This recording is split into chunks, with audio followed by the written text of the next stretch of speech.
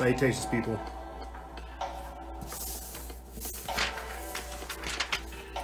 I don't have a pencil here. It's okay. It's okay. Salutations, people. In a world where secret powers are at play, where nothing is as it seems, one brand of clothing gives crusaders of truth a voice. One brand in the fight against terror, deceit, and destruction. We are not merchants of fear. We are not a parody of free thinkers. It was almost like they ignored it because they wanted it to happen.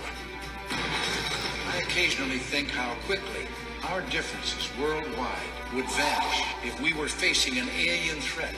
This season, get ready to awaken the masses.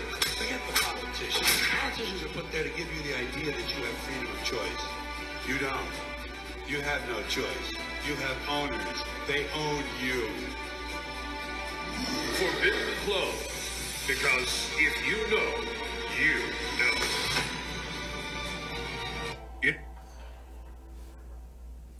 Salutations, team. I don't normally play ads at the start of the transmission, but Forbidden Closes ad is like so on point with like all the stuff that we do that it's gonna get massive amounts of plays until they come up with another one. Salutations, my friends, and thank you for tuning into this edition of Factions of Freedom. It's Instagram Crew Day Tuesday, which means we are spending some time with you guys. I had to take off the blazer because I was getting hot and sweaty. I had some appointments earlier today, and I'll have to throw the blazer back on, but I took it off for now. Sorry if it looks like I'm wearing the same thing I wore last week. I thought about that like as I was coming onto the air, but that's inconsequential. That's neither here nor there. Welcome, my friends, to this edition of Instagram Live. I'll shoot you straight. We're basically going to be talking about Operation Dark Winter, martial law underneath a Biden administration, and various other things. You know, apparently Biden is now our president, and we're going to go along with that. But and I said this last week too. You have people that say, oh, they feel so much free now that they've got Biden off, or Biden as president. They feel like they can take their mask off whenever they're completely unaware that, you know, Biden's for sure the one calling for additional lockdowns. And so that just shows the ignorance of the American public, man. Like, stuff is crazy. But let me go ahead and get into these updates, and then I'll start playing video clips for you guys, and we'll start getting into things. I should probably put that there. Salutations to Forbidden Clothes for joining us. You just missed it, bud. I just played your clip, your intro. I said that it's going to keep getting plays over here until you guys make a new one, because it's so on point with what we do over here. So for our listeners and our viewers that are watching right now, it's Forbidden Clothes, the dude right there, Forbidden__clothes. You can find some sweet gear over there that's very conscious and to the point. From don't even trip, Forbidden. Keep putting out amazing content, bro, and you got a home over here. That's how it works. Real recognizes real. Updates, topics, show start. Updates. If you guys want to support this operation, you can do so by joining our patreon.com/Freedom Faction exclusive membership program. We're growing all the time. We just had what's weird is we just had a meeting, an exclusive members meeting that people didn't show up to. Yeah, every other week we're having exclusive member meetings, somewhat similar to this, but we just had our first meeting that people didn't show up to, and it was kind of wild because I was there by myself for 2 hours not talking to anybody. And while I do that all the time, I kind of look forward to being able to talk with the audience in a much more contained, concise way. And so when you guys join our exclusive membership program, you get to take part in that discussion, in the chats, and also the developments that we do over here with the flagship show, with the flagship page, and all this other stuff. But if you guys want to support this operation, you could do so by joining our patreon.com/Freedom Faction exclusive membership program. I made mention of this, and I've been making mention of it basically like since October. Are we still in October? No, it's November. Since like October, that I will come up with a way to do our exclusive membership program the same way we do it with Instagram Live, where I'll send out a link to you guys, and it'll be like on a certain tier that I do this. It could be like our standard tier or our silver membership, but I'll put out a link where people can join us and engage in this type of discussion, because I really do think that people benefit from the discussions that other people bring. And so our audience is a huge part in what we do, and so I really want to try to figure out how to include you guys and incorporate you more into the work. I'll say this about exclusive membership, and then I'll go talk about My Patriot Supply. I gave them a shout out. I gave you guys a shout out because these are people that tune in, show up week after week, and encourage this type of behavior and encourage this type of development of the project and the operation and so on and so forth. And I don't really take the time to really show you guys that you are important, that this really does mean the world. I mean, like I said, I've got clients for the rest of the day, but I've set aside time for this because it's that much more important that we have a relationship, right? That you see who the page owner and the page operator is without the mask, so we have like a real relationship. And I think that's what's lost with a lot of content providing these days, is that authenticity. And so I had to give a quick shout out to our exclusive members. This is driving me mad. I had to give a quick shout out to our exclusive members, for being there, for helping encourage this type of behavior, encourage the operation, and help finance and just do all this, man. I'm getting better at giving compliments. I'm just extraordinarily grateful to be in this position and given this opportunity. I'm just hoping I don't screw it up. So, final update, and then we'll go ahead and get started with you guys. You may have seen us post about food shortages. Well, I'm going to pull out my 30-day supply of food. We're going to be talking about food shortages. Food shortages, rationing, bread lines, and crazy stuff like that. When you, again, look at the socioeconomic devastation that COVID-19 has wrought, if you have not gotten yourself storable goods or any type of thing like that, a garden going in your backyards, created like a commodity, that way you can communicate with your neighborhood. If you're not thinking of the next year, the next 2 years, 4 or 5 years, you're not paying attention. I want to recommend to you guys to get My Patriot Supply storable goods. They're still online. They've opened up 2 new factories. Even during the lockdown, they got the FDA in there, and everything's all kosher and clear. They went from having an 8-week shipping window because they received over 100 times their normal volume. They went from having 8 weeks till you get your food to now about a week or 2. I would definitely recommend you guys to do so. If you've got finances to do so, I would definitely recommend you guys to start taking the time to build up that reserve, build up that supply. There's no way that you're going to have enough to supply you right off the bat, but my God, they're talking about the vegan agenda already. With this lockdown stuff, all I'm saying is if you don't have storable goods, if you don't have water, if you don't know people that have storable goods, you need to do that. I'll say this and start getting into stuff. Last week I told you guys that I had to kill one of my chickens. This week I'm putting in for my hunting license. And this is just me being extremely nerdy, right? A deer can feed a family for up to 2 to 6 weeks. Did you know that? I know we have hunters and folks that have done hunting their entire life that listen to us, but this is gonna be my first hunt, going out there and go get it done. But did you know that a deer, a full-grown deer, could feed a family if they were eating nothing but venison for 3 meals a day for 2 to 6 weeks? I thought to myself, my God. So you're telling me if I go out there and go bag me a deer, I could feed my family and other families for 2 to 6 weeks? Wow, that seems like a good deal. So I'm gonna go out there and go start hunting. I'm gonna go out there and go start doing other things. And this is all off of being prepared, stocking up, teaching yourself some new skills. Don't use this time to be all depressed, locked inside.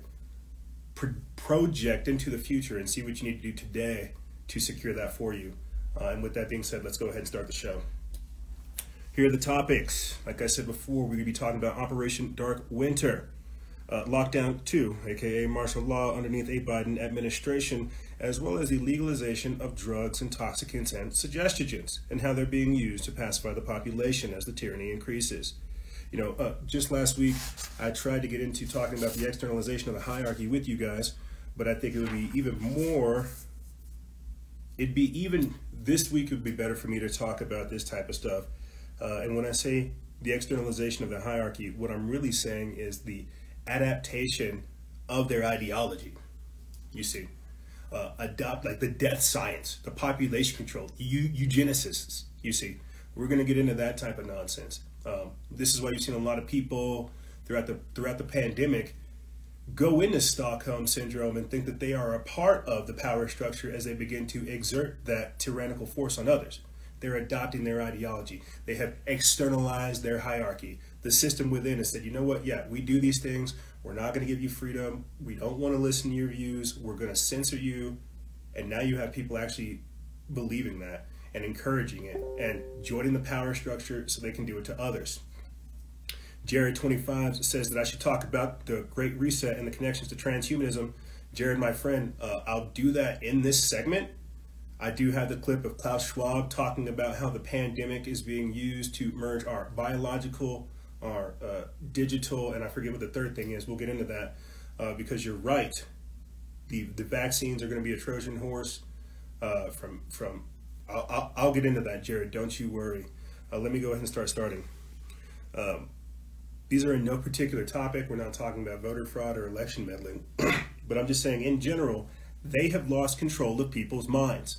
Yep, they've become ungovernable, right? Let me expand upon that. I just briefly talked to you about how there are people who think they're a part of the power structure, these little mini Karens and Kens, these little petty tyrants, these little dictators who mask shame you, right? Who think it's their job to contact trace, right? They have lost control of people's minds. People like myself were becoming ungovernable versus people who are beginning to adopt their ideology. This is a part of the Great Awakening, right? As people become more and more aware of this tyrannical system and how it's designed to rob you of your rights, you're going to have people who become ungovernable, which I talked about in our mini-cast Zillion. I would recommend you guys go listen to it, versus people who continually capitulate to the system so that they can get more credits, so they can see more trendy, more along with the status quo. But in doing this, the reason we find ourselves at this point is because they have lost control of people's minds. People will turn on the television and say, I know it's lying to me. Well, where do you get your source of information from? I don't feel like telling you that. So what happens whenever the controlling elite, the power structure, literally can no longer influence people, people begin to think for themselves. But you've also got to worry about that, the dark awakening, the dark enlightenment, how dark can also infiltrate people's awakening process. It's a very real thing. But ultimately, what I'm trying to start this transmission off by saying to you guys is that they have lost control of people's minds. Sad truth. And a good thing at the same time, because it creates a vacuum for us to begin to teach and educate the people who want to learn things. What do I mean by that? When you got mainstream media thinking that they are the arbiters of truth, everybody understands fake news, misinformation, disinformation campaigns, censorship, content deletion. I mean, my God, you've got Mark Zuckerberg and Jack Dorsey testifying before Congress today. When the entire populace becomes aware that they are being deceived or at least manipulated, they're not going to go along with the status quo. If anything, they're going to rebel from that, and we will cover that three-dimensional, four-dimensional chess later on down the line. But I'm starting this transmission off letting you guys know that there's a lot of batshit crazy people out there, and that's the plan. Because whenever you have, again, roaming mobs of unemployed people trying to cause chaos and burn stuff down, that's perfect. Because the only people who are emboldened are the state. The idea is to fatigue us into compliance, right? That's why they're doing all the things that they're doing. A better example is this. All these people who are going to Trump rallies and Biden show-ups, meet and greets, Biden Zoom meetings, whatever you want to call them. The idea is to get people so fired up, so radicalized, that by the time action truly does come, they're basically inept. Like, what you got to understand is that we're still within like 65 days until Trump gets in. And I know I have people in the comments that'll say, oh, Biden's president. You're missing the point. You need to pace yourself over these next 65 days because you're going to see a lot of stuff that's going to either excite you, agitate you, or upset you. And that's what I mean by fatiguing us into compliance. They want people to be out there in the streets, exhausting your resources, blowing what little money everybody does have, right? Coming into contact with all kinds of people. They want to try to incriminate you. But again, the only way they can do that is to agitate you, get you involved, get you out there in the streets, get you to throw your life away, right? That type of stuff. Fatiguing people into compliance. But when you've got no more money, no more excuses, no more anything to fight for, well, you're just going to say, I give up, put the chains on, put the mask on, and put the vaccine in me. That's the problem. Precisely, Gamma Ray. Remain cool, but stay vigilant. Put your head on a swivel. Understand that these people are trying to trick you up, and we'll get into this. They're trying to trick you up because that's how this grand universal matrix metaphysics works. That's how the multidimensional reality works. In order for their spell to work entirely, you have to embrace it. You have to ask for it. You have to say, oh, give me the vaccine, give me the mask, give me this, give me the censorship, give me all these things. If we're aware of it, it doesn't have the same effect. But yes, Gamma Ray, remain cool, but stay vigilant because your adversary, the devil, roams about like a lion, seeking whom he may devour. And I'll get into this with this next article with you guys. But the idea is to break us down so that we go to the government for assistance. And so, longtime listeners, you're hearing me say stuff that I've said like time and time again in so many different ways. You're like, what's the point? What are you getting at, EJ? What the hell are you talking about? Socioeconomic reformation, the economic devastation that, again, COVID has wrought, has leveled the playing field. This is why we're going back into another lockdown. The middle class, right? People having businesses, their own operations, employing folks, right? Getting that community dollar. There's no more of that. COVID-19 and these lockdowns have tried to put a nail in the coffin on that. That's why I told you guys to go support your local businesses because unfortunately they won't be able to operate during Black Friday. The government's very, very smart in what they've done. Exclusive members, you guys heard me equate what's happening to us as to what's happened with Jeffrey Epstein. You know how they said he was strangled to death in his goddamn jail? That's what's happening to us right now. We're being strangled. You see, we're being suffocated into submission. Again, fatiguing people into compliance, right? Exhaust all your resources. You've got no more money. You're not talking to people. They want you to run hand in hand to the government for everything, for medical supplies, for food. That's why they're saying free housing, free education, free healthcare, and more. And when we get into free healthcare, Joe Biden's COVID-19 task force talks about how they want to bundle vaccines into healthcare. They want to bundle it. And it triggered me. I think that's like why I'm trying to take my time approaching this article, because they're like, oh, Black folks know they've been lied to by the government. We got to get some celebrities and some influencers over here to try to make shit normal.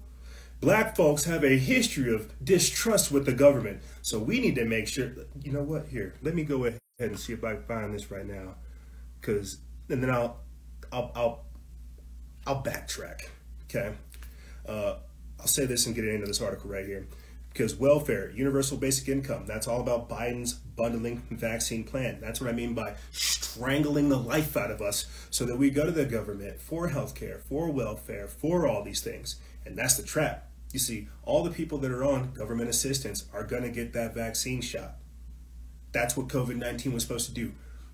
Break and destroy the middle class. So people run to the government saying, government, you need to have more power so you can give me more money. Remember, we've talked about this time and time again, how nobody can give you your success, and that's exactly what the government's trying to do, and how with the universal basic income, that little monthly stipend, that welfare check, they're paying you to not be successful. Let me read this real quick. It says, bundling of vaccinations with food stamps, healthcare, and rent assistance. It says the document recommends that vaccine mandates, quote, get bundled with other social services such as food stamps, rent assistance, and healthcare services. The report explains that local and state public health agencies should explore collaboration with interagency and non-government partners to bundle vaccination with other safety net services. It also says that, quote, bundling vaccines with food stamps would be a, quote, way to build trust and streamline vaccine provision among low-income people such as, quote, blacks and minority communities. Yes, that's right. Just as we've all known for quite some time that depopulation vaccines will be targeting blacks in America, which is exactly what the abortion industry targets as well. But anyone who criticizes the forcing of vaccines on the black Americans will be called a racist, of course. The report also talks about putting in place a medical police state monitoring infrastructure to surveil blacks and minorities in real time, making sure they surrender to forced immunizations. Pause right there. Because when I continue on to read this, and I'll attach this link to the to the episode, it's over there at worldtruth.tv. You guys can find it either on this page or on our Telegram channel. It talks about Joe Biden's COVID-19 task force. It goes on to talk about essentially the recreation of the Tuskegee experiment. It is basically what you could call it, where they forcibly inject black folks with dangerous chemicals and then set up a medical police state monitoring infrastructure to watch the effects. Seeing who they come into contact with, how are their behaviors, right? Are they easily more agitated or are they much more passive? Let's get back into this. It says, quote, it will also be critical to monitor in real time who has gotten the vaccine and what key facilitators and barriers to vaccination have been within communities, so local public health departments can adapt their approaches accordingly. The document even talks about blacking up the vaccine propaganda in order to appeal to blacks and so-called anti-vaxxers.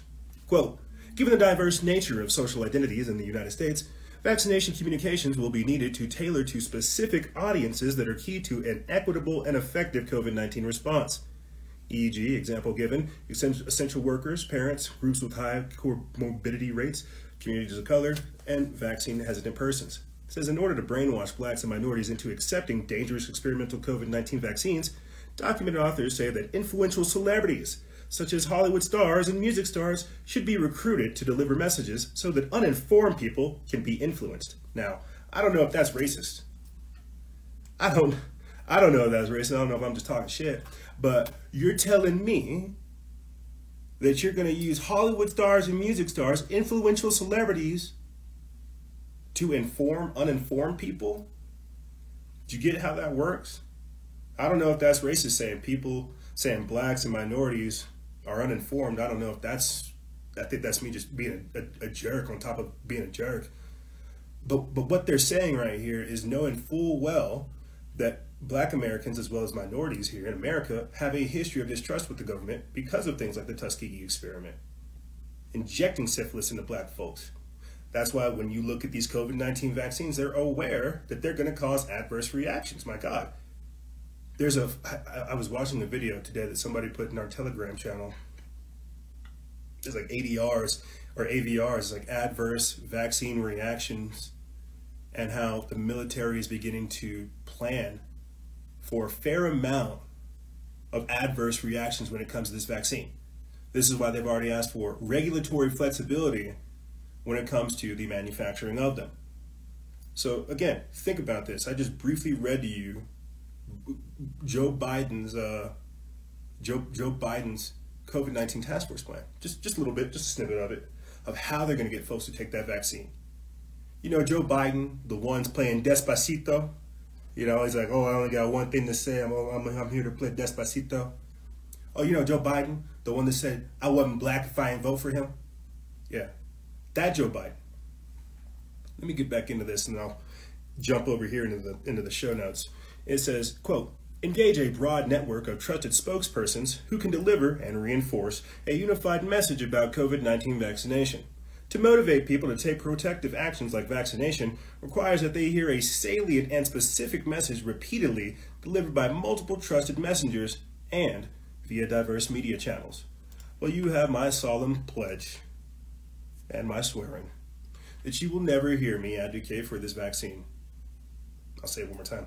You will not hear me advocate for this vaccine, not only for the fact that it's going to change your DNA, but because of everything else that's attached to it. That's the sad fact. My God, you've got members of parliament in the UK suggesting that people shouldn't be allowed to work without the vaccine, right? You've got them saying, oh, you're going to need a vaccine certification identification. I'm trolling. Let me pull back. What I'm saying is this. We are now the Jews. The technocrats are now the Nazis. They're asking you to put that little band on your arm. They're saying, show me your papers. Show me your papers. Show me that you're not one of those dirty humans, right? You got your vaccines, right? Like we're some fucking animal, like we're some dog. Oh, did you get your shots? Oh, well, you're just a naturally born human then, huh? This is a very, very precarious time frame that we're in. The fact, again, that they're also thinking, hey, we'll go back to normal once we get the vaccine here. Were we ever in a time period that was normal to where the vaccines had to be here? I think that's pretty abnormal that we would think normal is having all the vaccines here. I digress. I'm going off on a tangent because I'm trying my hardest to casually approach the fact that these people are evil as shit and they're trying to have you give up your life force. Like that's what the vaccine's gonna do. Like it's gonna be targeted to either destroy your spirit or destroy like the spirit of your children. Like this is not a normal vaccine.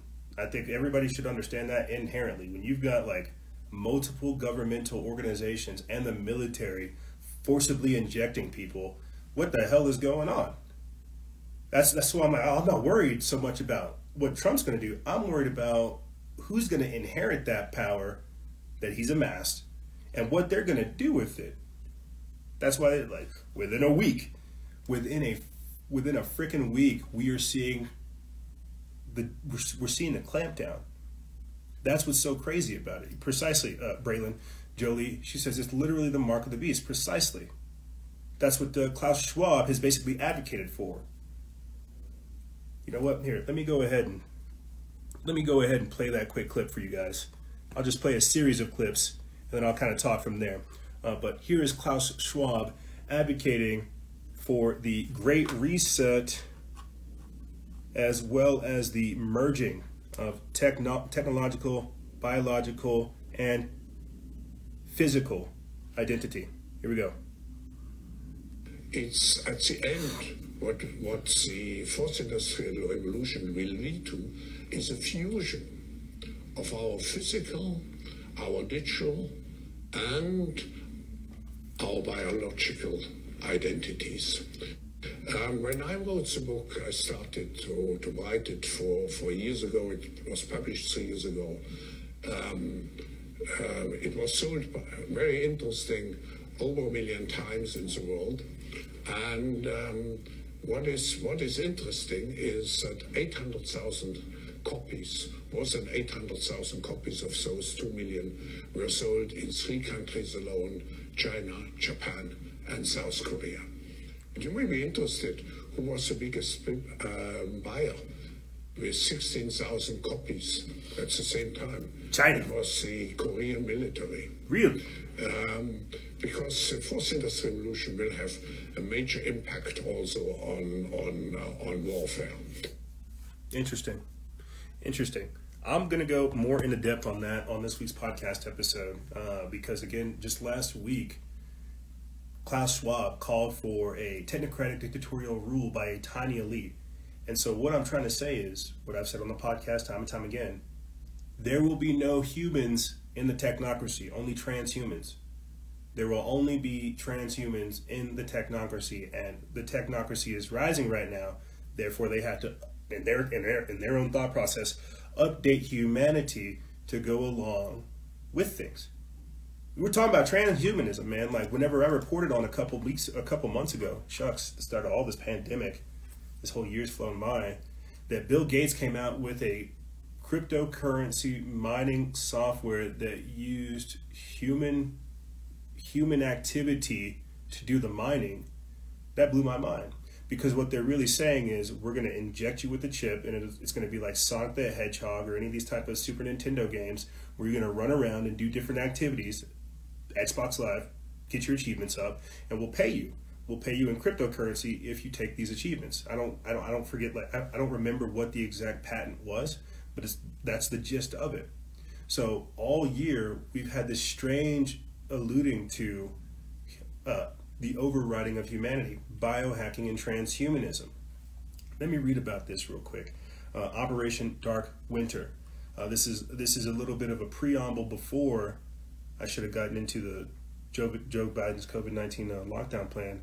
But Operation Dark Winter is basically whenever they're expecting all these adverse reactions to take place as they forcibly inoculate people, because that's going to be Joe Biden's plan. That's the sad part. This is what these people voted for. My God. Forced inoculations, medical kidnapping, quarantine facilities, internment camps, all this shit, more lockdowns. This is terrible. This is literally terrible. I don't have anything else to say other than it's terrifying and it scares the hell out of me. But we're gonna have to fight back, and this is the start of it. But whenever we get into stuff like Operation Dark Winter, and I'll put the link for this in the description bar below, it talks about them trying to shield themselves, or at least prepare for the influx of both deaths, again, adverse vaccine reactions, mutations, and anything else that they can't comprehend. They know full well that the COVID-19 vaccine not only contains like aborted fetal tissue, but they are literally going in there trying to rewrite people's DNA. Like, that's what's so crazy about it. Again, if people were to tell us that, hey, this is a man-made disease, you're gonna need a man-made virus or a man-made vaccine to fix this, I think a lot more people would be on board with it. But the very fact that they've lied about the origins of the virus, lied about the lethality, and then lied about the cure, this is a cocktail for deception, and it's going to kill a lot of people. But here, let me get into this. It says Joe Biden's campaign odd-sounding campaign slogan, Build Back Better, was actually taken from the United Nations New World Order agenda. It says what is very interesting is one of the players involved who we've heard much about in the recent months is Johns Hopkins. The Johns Hopkins Center for Civilian Biodefense Strategies were one of the designers and the controllers of the Dark Winter simulation. What a coincidence. They were also part of Event 201, the simulation held back in October of 2019 of a global pandemic, which is now the coronavirus. Now that those two phrases have come out of Joe Biden's team, we really should begin to take notice. It says, as reported earlier, Build Back Better was taken from the United Nations website. Now, quote, Dark Winter, of all things, is being used to warn us of the next COVID-19 second wave. Are we being warned because of our eyes are open?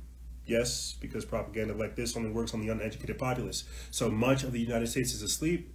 They don't do their homework. And scariest of all, they don't know their history. It says the connection we all need to be paying attention to is this: the CDC and the shielding approach. On the CDC website, it outlines what could potentially happen in their interim operational considerations for implementing the shielding approach to prevent COVID-19 infections in a humanitarian setting. It describes, quote, green zones to reduce cases by limiting contact between individuals. When you look at the summary of their approach, you find that they refer to a report by Caroline Favas from the Health and Humanitarian Crisis Center in London. The name of her report: Guidance for the Prevention of COVID-19 Infections Among High-Risk Individuals in Camps and Camp-like Settings. Now, before I continue on, what I'm literally about to read to you is how they're saying we're going to start disappearing people. They're doing it in Quebec, they're doing it in Australia, they're doing it in the UK, and I'm basically talking about how they're setting it up here. That's the sad truth. And the sad truth is too, this is what I was talking about at the start of the show with them fatiguing us into compliance. These COVID centers, these quarantine facilities, these internment camps, that's where they're going to take a lot of people. I'm only praying to God they don't take me, because you know it. You know they're going to use COVID-19 as an excuse to disappear people, or they'll work them to death. Big Papa Jose says guillotines, bro. I only hope that they'll cut my head off. I can only hope that they don't put me in a work camp. you know, or inoculate me with one of these experimental vaccines. You guys think I'm playing, but you all know this. I unfortunately, oh my God, I don't have time to get into this. Like at the start of this whole pandemic, I was getting reports from people in military bases saying, Freedom, we're stocking up on a fair amount of food. And what's even crazier is the food is not for here. The food is being shipped to undisclosed locations we can't tell you. So it's like, whoa, bro. What you're telling me is you guys are going to Sam's Clubs, Walmarts, other facilities, buying them places out, and then shipping that bought food to other places? What the fuck? That's super sketchy. So when I tell you guys you need to get storable food, the military's getting storable food. We reported on it. I'm digressing. I'm getting worked up. I'm getting derailed. When we're talking more about Operation Dark Winter, what they're expecting to do is to keep people in these quarantine facilities for extended periods of time, so they can either kill them, conduct experiments, or disappear them. That is the sad truth. That is the sad truth. But getting back into this article, it says, is there a connection between hearing a, quote, dark winter is coming and the simulation back in 2001 and the CDC adding in March 2020 the shielding approach as an option? It says there's been many movie plots depicting the scenario, maybe predictively programming everyone for what lies ahead. Here are two examples right on the Operation Dark Winter wiki page under the popular culture section. Tom Clancy's The Division, a role-playing game, which I got down in the first and second one. That was a dope one. Tom Clancy's The Division, a role-playing game in a world pandemic set in Manhattan. The mission is to restore order by finding the source of the virus. The outbreak happens on Black Friday in 2015. Money is used as a vector point to do so. They drop like a little dropper full of a virus on money and it just spreads. That's why at the start of the pandemic they said, hey, we're going cashless, no more money, because that's again a part of the agenda. It says that the outbreak happens on Black Friday in 2015 and the virus is transmitted by paper currency, hence given the name dollar flu. Causing widespread chaos and major cities are placed under quarantine. The U.S. government activates National Guards and a joint task force to restore order. When the virus is tested by researchers, they found out that it was manufactured and later modified. A sequel of the game features the U.S. under total anarchy in Washington, D.C. 6 months after the outbreak. A movie based on this game in production to be released on Netflix. Oh, really? That's pretty cool. So it's going to be out like late 2021. Wow, that's crazy. So I already played through where we're at right now. That's crazy. That's crazy. Wow. But anyway, getting back into this. Operation Dark Winter, adopting their ideology, that suicide spirit, and more. What we have to understand when looking at them trying to put people in quarantine facilities, locking them up, understanding that an outbreak is going to cause lockdown and that they're going to use that lockdown to consolidate power, that's the agenda. That's the agenda. That's where we're at right now. And when I say adopting their ideology, the externalization of their hierarchy, what I'm trying to say is now you have people saying, oh, well, yeah, we should shoot up people. We should prioritize healthcare to those in need. Don't worry about those old folks. We should just let all the old folks die because they're taking all of our resources. I know that doesn't make sense, but one of the common themes we've seen throughout the entirety of the pandemic is this ageist nonsense, to where it's like, just let the old people die, it's okay. You know, they're a part of that comorbidity factor where we don't have to worry about them, right? I said this earlier in the year when looking at how we've addressed the pandemic, because there are still people dying. We don't report on it over here as much as we need to, but there are still people dying. The pandemic is still going on. What they're trying to get you used to is the fact that they're going to conduct experiments worldwide, violating the Geneva Convention, violating the Nuremberg Code, violating it all, saying we're going to conduct human experiments and they're going to go on in the background. But guess what? You're a part of that chosen few who get to move forward. You don't have to worry about all this stuff that's going on in the background. You see how that works? And you think, oh, shucks, you're right. I am much better than these people. I am much better than these old folks. I am much better than these weak and impoverished people. Again, the externalization of the hierarchy. getting us to adopt their ideology, getting us to say that, you know what, there are too many people. It's about time we've had a plague here. That's why they're using COVID-19 as an excuse to lower the quality of living, lower the standards of living. Because you think, well, I don't live like those folks, so I'm much better. I started this whole transmission off saying it. COVID-19 has created a new form of class where I'm a dirty human for not wearing a mask, or I'm a dirty human for not getting my vaccine shot. This is a part of it. You see, because we are not the elite, we're the masses. You get me? We're a part of that 99, son. We're not a part of that 1%, that 2%, that 10%. We're a part of the 99. And so when that's the case, how do you get the, I'm trying to figure out how to set this up. How do you get people to begin to surveil people like their peers? You inject this little notion of superiority. I mean, like, what happens whenever you give somebody like a badge or a gun or, you know, anything that will make them a little bit more authoritative than their peers? Better yet, what happened whenever they declared mainstream media authoritative news sources? They shut all of us out. The same thing will happen with all of this, with the COVID nonsense. They will use contact tracers, Karens, or jackbooted cops who will come to your door, don't care about rights, the Constitution, or any of that type of stuff, to subvert you. Because they'll think, well, I'm a part of that chosen few. I'm a part of the small collective. I'm doing my part. We saw a lot of that, right? Just put your mask on. Just do your part. You want to be a hero, right? Well, I guess that just makes me a villain because I don't want to go along with this. This is the externalization of the hierarchy. This is how COVID has gotten us to turn on each other. COVID is an anti-human agenda. Thank you, Kylie. Thank you, Kylis. I appreciate that. COVID is an anti-human agenda. It's designed to get us to go against one another, where everybody's a suspect. Do they have the virus? I don't want to shake their hands. I would rather do shadow clone hand jutsus with them instead of come into contact with these people.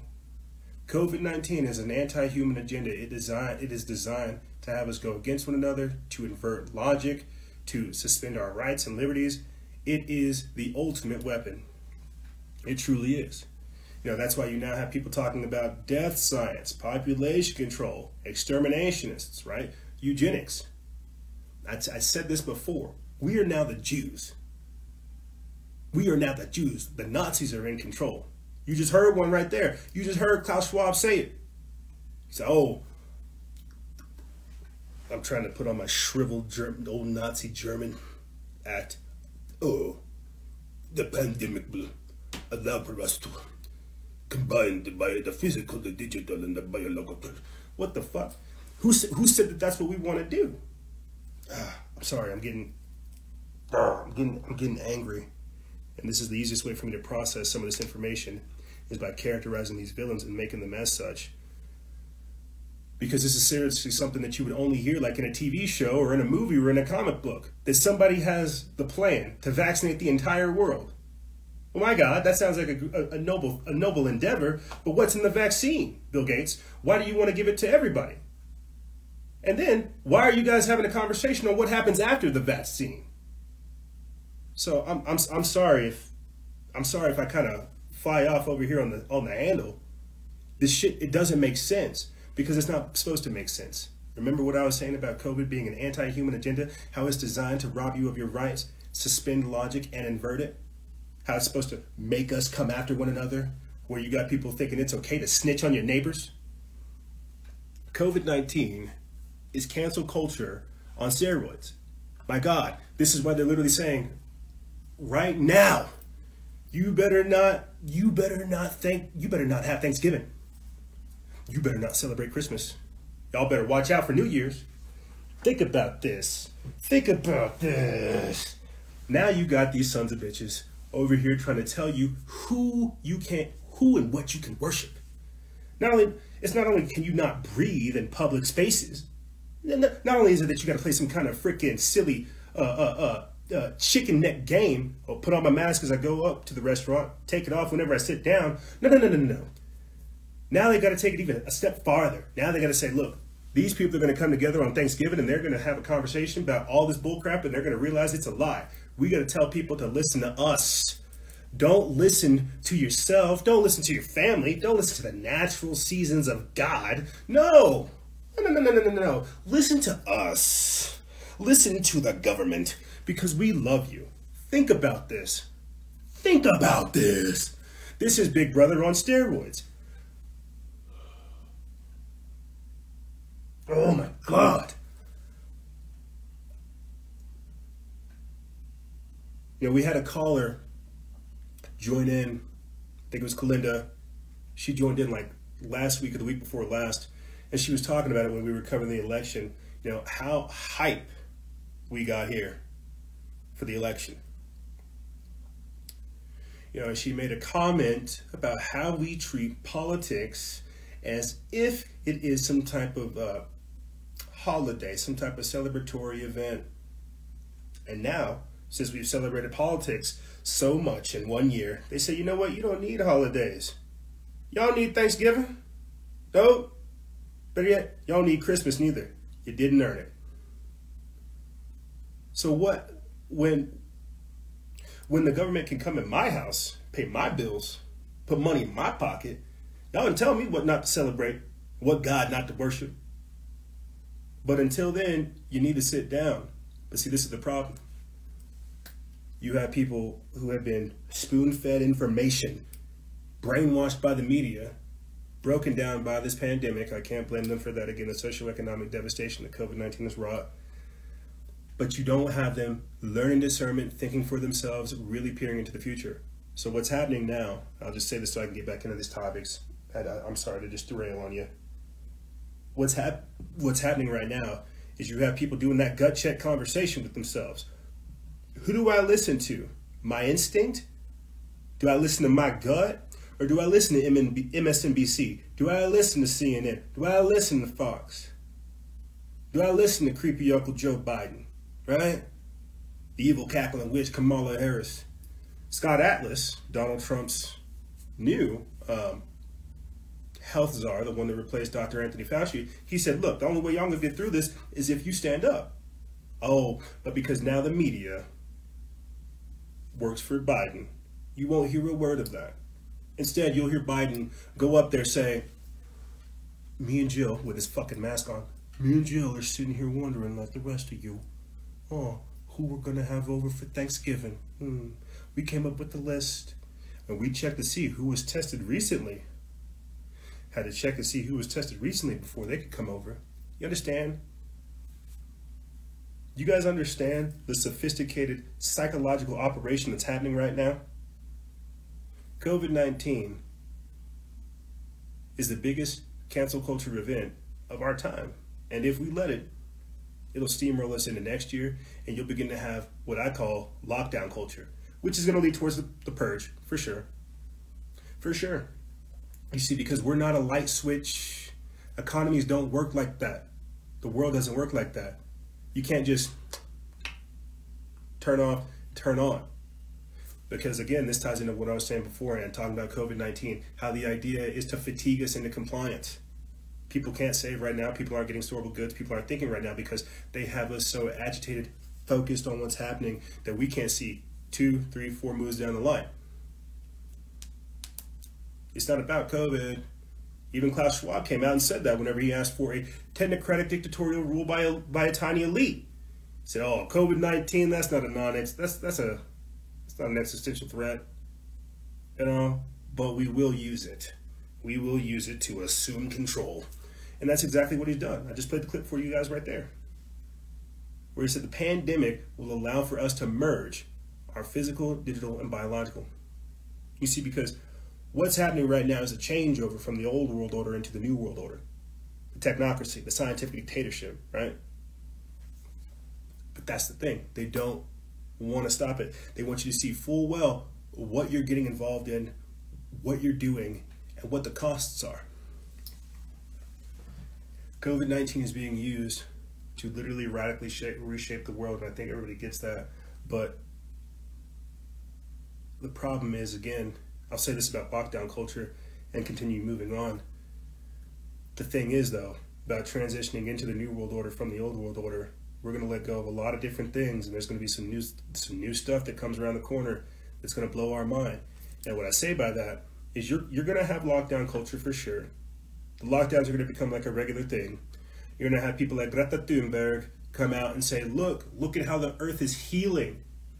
Look at how bad all you people working are. Look at how bad you humans are. We need more lockdowns. You see how that happened right there? You see how, just like that, the lockdowns that were for COVID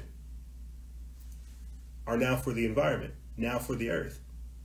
And just like that, just like COVID, you're the bad guy. You see how you get blamed for two different problems where you're probably just trying to figure out that they come up with a new season of Game of Thrones. How did that happen? How did we become enemies of humanity because of COVID? And how do we also become a problem for greenhouse gas emissions and more? I know you guys think I'm ranting and raving, but this is me trying to point out what lockdown culture is going to create.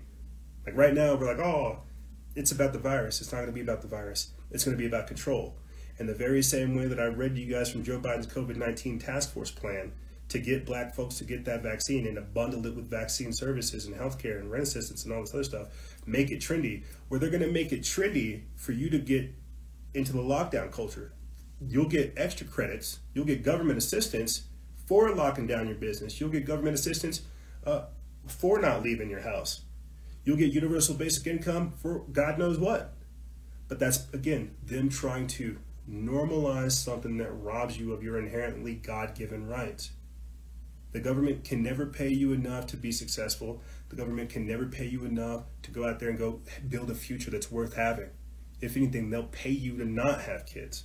It's some crazy stuff we live in these days. I'm ranting and raving. I'm ranting and raving, as always. Let me move back over here to the COVID-19 task force plan from Joe Biden. You know, and again, what their whole plan is. Because this vaccination stuff is no joke. I specifically tailored this episode not to be anti-vaccine, but to really put it in the depths of what it is that they're asking from Klaus Schwab and more. Let me play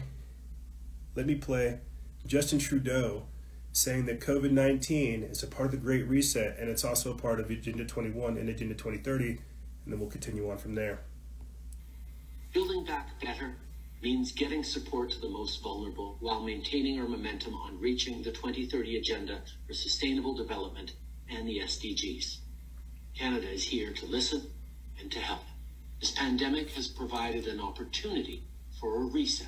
This is our chance to accelerate our pre-pandemic efforts to reimagine economic systems that actually address global challenges like extreme poverty, inequality, and climate change. Building back. Hey, there's my boy.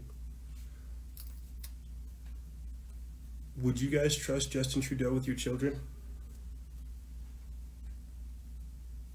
Would you trust Joe Biden with your friends' children? And I say that because you got these like effeminate ass men sitting over there trying to peddle me a bunch of fucking lies. I can see right through you. I can see right through you. Scumbag. I see you. And so we're talking about the Great Reset. We're talking about COVID-19 and how it's been used to, again, devastate the middle class so that we, again, go back to the government for assistance. You know, when I was reading last week on the podcast episode, that article from about Klaus Schwab's technocratic dictatorial rule by a tiny elite, he made mention of what was it? It's like before Corona and after Corona, like BC AC. This is them literally trying to rewrite the timeline, fully aware that we only have one moment, and throughout the entirety of this, you guys have heard, you know, Tony Blair from the UK. You've heard Antonio Guterres, the UN Secretary General, asking for a global government to handle this. Throughout the entirety of this pandemic, they've said COVID-19 has to be the way that we unify. COVID-19 will be the thing that creates this global government. And now, you've got Joe Biden saying that he'll sign us back up with the Paris Climate Accord. He'll recouple with China. He will recouple with the World Health Organization and more. Think about all these things. Let me get back into this. And again, this is I'll put the links for these two articles that I'm bouncing back and forth from. I'll put these in the description bar below if you guys want to read them yourself without my commentary. I know how obnoxious it can be sometimes, so I understand entirely. But here, let me get back into this. This is, again, coming off the heels of how they're going to have to use celebrities and Hollywood stars to influence black folks and minority communities. It says that the report admits that even admits that blacks and minorities have been lied to and abused by the government before, especially involving public health issues. Minority groups have often experienced a history of government abuse that make it way harder to build trust, no doubt, bro. Finally, the document proposes that scientific testing on, quote, vaccination messages should be openly published by the NIH, CDC, and NLM, the National Library of Medicine, so that all the authorities have access to these social engineering experiments that attempt to brainwash blacks with the pro-vaccine propaganda. Sorry, somebody's giving me a call. It goes on to say that mandatory vaccine sites, grocery stores, pharmacies, schools, workplaces, and senior centers and churches will all be used to force vaccines on everyone. You can go to CVS, Walgreens, and all these other places. They'll give you your vaccine. The document not only recommends that food assistance and rent assistance be withheld from those who refuse mandatory coronavirus vaccines, it also says that, quote, home visits should be used to inject people on a door-to-door basis. In addition, workplaces, pharmacies, churches, and schools are named as candidates for forced immunizations, and the document recommends that pharmacists be allowed to, quote, administer a vaccine directly without a standing order. What's crazy is I read on the podcast just 2 weeks ago that pharmacy technician assistants, so people who don't go to pharmacy school, that don't go to med school, but assistants, just somebody that answered like a Monster.com or an Indeed or a Craig's ad list and said, hey, I want to work for CVS, Walgreens, get it on up in here. You want to inject these folks with the vaccine? You're qualified. This new bill allows for it. That's how the government has expanded its ability to inject people. But this is, again, confirming everything that I've already read. It's so crazy. Continuing on, it says the document specifically states the vaccine efforts should include, quote, non-traditional sites such as, quote, places of worship or senior centers, and that COVID-19 vaccines should, quote, be bundled with other essential services such as food stamps. Such as food stamps. Places of worship. So the sad thing is it's not going to become it's going to become so obvious, right? The same way leading up to the election, people's political views became obvious. It's going to become so obvious in the future with the trajectory of where all this is at, of who's on what side. Better yet, if you go to a church and they say, hey, Jay, how's it going? Hey, pastor, how's it going? Well, we're going to, get you, we're going to go ahead and contact trace you, go ahead and get all your information there as much as possible before you go up in church. We're just going to, make sure you have your shots. I'll say the pastor right there. I'm like, you're out of your fucking mind, sir. That's the mark of the beast you're working with. You know that, right? But that's the problem with these 501c3 churches, that they've already been bought out by the government. Places of worship as non-traditional sites for people to get their vaccines. This is so crazy. And it goes on to talk more and more about the logistics of rolling it out, getting the medical police state in there, big tech censorship, tyranny, all this stuff. I'll put the link in the description bar below. It blew my mind so much that I had to come up over here and do a whole show with you guys. But think about this. Underneath a Biden lockdown, we're going to have food shortages. We're going to have power outages. We're going to have rationing of power, right? It's going to be crazy. You know, I played a clip on our podcast of a whistleblower in California talking about the CERT team, the Community Emergency Response Team, and how they were going to people's houses door to door, asking them about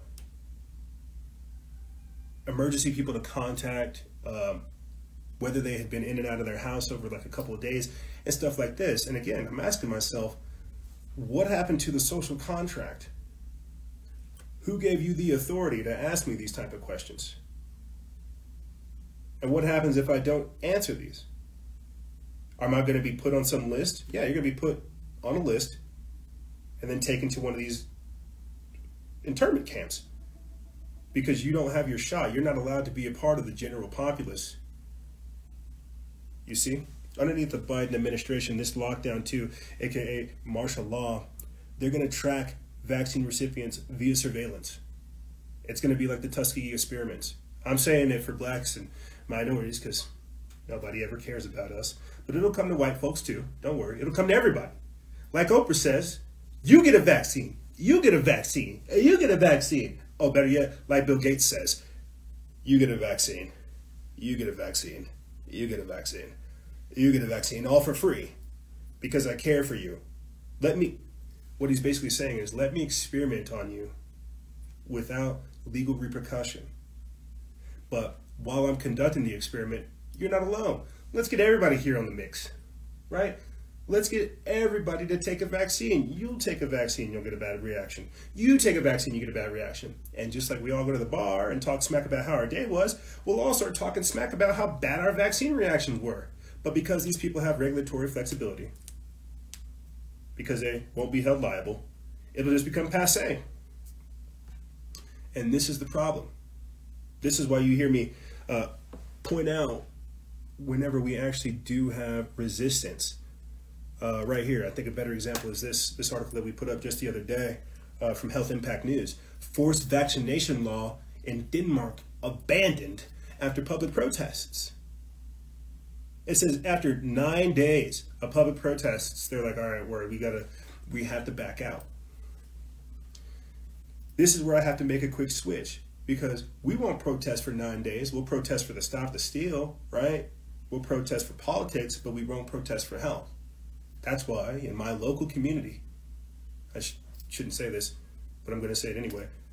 I'm going to go to some lockdown protests. I'm going to have myself like a lockdown protest because the politics is one thing. My body, my choice. These vaccines are they're trying to hurt me. And if I can go sacrifice a couple hours to get a word out there nationwide or at least statewide, you bet your keister I'm going to do it. But that's the problem. We have capitulated. We don't even think we can fight this type of stuff. Let me read this article and continue on, just to kind of put like a good bow on this, because there is resistance. We're just so unorganized that don't nobody listen. We put this up November 16th. Again, the article headline says forced vaccination law in Denmark abandoned after public protest. This is a law in Denmark that would have given authorities the power to forcibly inject people with the coronavirus vaccine has been abandoned after 9 days of public protest. The epidemic law would have handed the Danish government the power to enact mandatory quarantine measures against anyone infected with a dangerous disease. But it was the part about vaccinations that caused the biggest uproar. Quote, the Danish health authority would be able to define groups of people who must be vaccinated in order to contain and eliminate a dangerous disease, reports the local. Quote, people who refuse the above can, in some situations, be coerced through physical detainment with police allowed to assist. Huh. Koyuba, the nigga's a fag. Oh, men should not be wearing dresses unless it's a kilt. He wants to know how I thought about Harry Styles' photo shoot. Men shouldn't wear dresses unless they're kilts and robes and cloaks and dusters. But no, men should not wear dresses. That's how I feel about that. Getting back into this, did you read what I read right there? People who refuse the above can, in some situations, be coerced through physical detainment with police allowed to assist. Because that's who wins. You want to talk about defund the police? Defund that. Defund that. defund having the ability to go inside of people's houses and kidnap them and detain them. You know, longtime listeners who have been following me since like 2012, you guys know I ranted and raved about Obama's 2012 National Defense Authorization Act, where in it they said that they could forcibly detain people for undisclosed amounts of time, meaning they would take people to these quarantine facilities for undisclosed periods of time, and we would not know whether they came in or out. That's why when people say, "Oh, who built the cages?" Fucking Obama built the cages, bro. He was trying to put journalists in there for talking about this type of stuff. What is it, Trump? Trump cleaned up the cages. He didn't get rid of the cages. It was Obama that built them, because he built them for where we're at now. You guys can go look under, you can go research this, the Global Health Security Agenda. This is something that was signed into law as Obama was leaving back in 2016.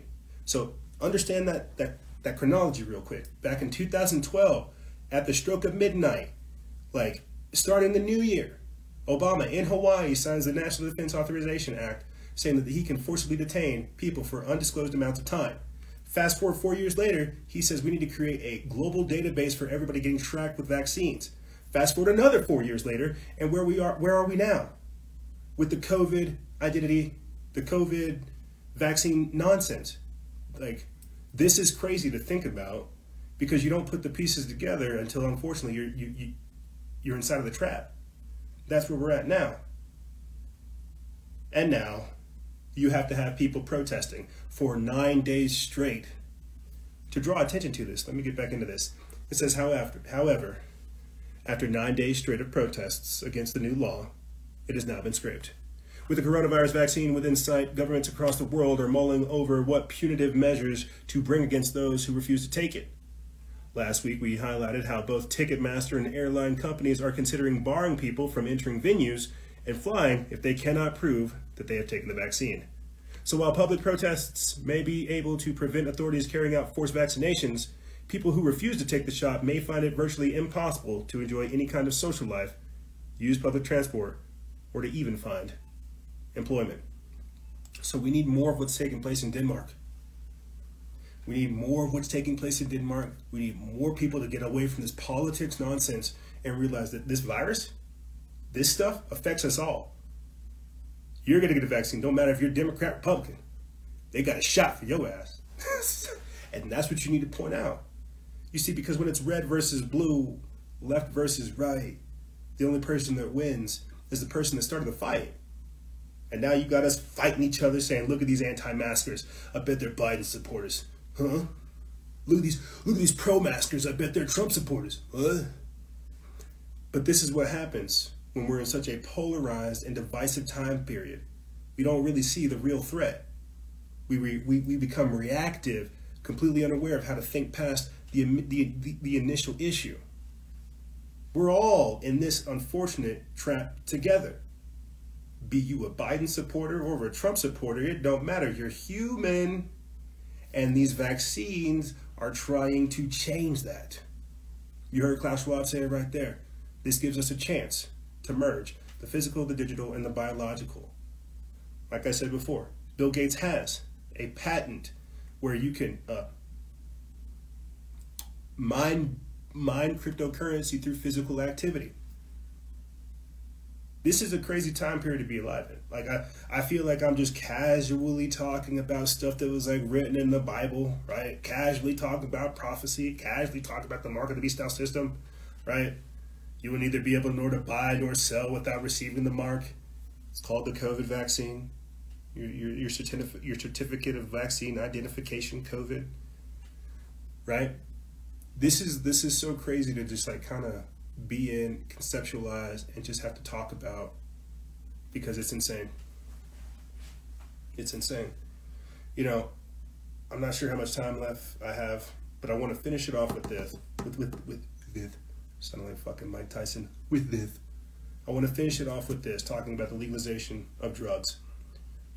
You know, everything I just read to you right there is going to take place in one way, shape, or form or another. They want to know what's in your blood. They want to know what's in your body. They want to know what's going on inside your brain. That's actually what Klaus Schwab goes on to talk about. If you guys go find more clips of that interview, he talks about how they'll have implantable microchips that allow for you to have your thoughts be read. And he says it like it's such a wondrous thing. Like, hey, great, we'll put chips inside of you so we can read your brain. You won't have to talk. And it's like, you evil bastard. I see what you're trying to do.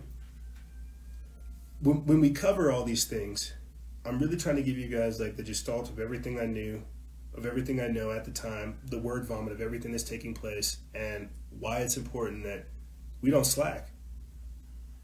Like they don't expect people to think. They don't expect people to look up what's going on in the vaccine inserts. They don't expect people to take their own health into play. I mean, my God, you can go to one of these Walgreens or CVS's and you'll see that the medicine area, like the vitamins and the supplements and the nutraceuticals, are perfectly fine. It's like, so much for living in a pandemic, people can't even get their health together. I'm glad you're talking about DMT, Big Papa Jose. Sorry about that. I have to go pick up these boxes for this charity donation thing I'm doing after I get done with you guys. Sorry about that. But I'm glad Papa Jose was talking about DMT to finish off this transmission for you guys with this last topic. The tyranny is going to increase, and because of it, it's going to force people to do more drugs. It's going to force people to, as we've seen throughout the entirety of the pandemic, consume more alcohol, pop more pills, engage in more of this self-destructive behavior. Because they're trying to escape reality. They're trying to dissociate from reality. And I can't blame them, man. Life's intense. But what you have to understand is that sobriety is intense. Yeah, real life's intense. And sometimes going out there, running straight into the fire is the best way to extinguish it.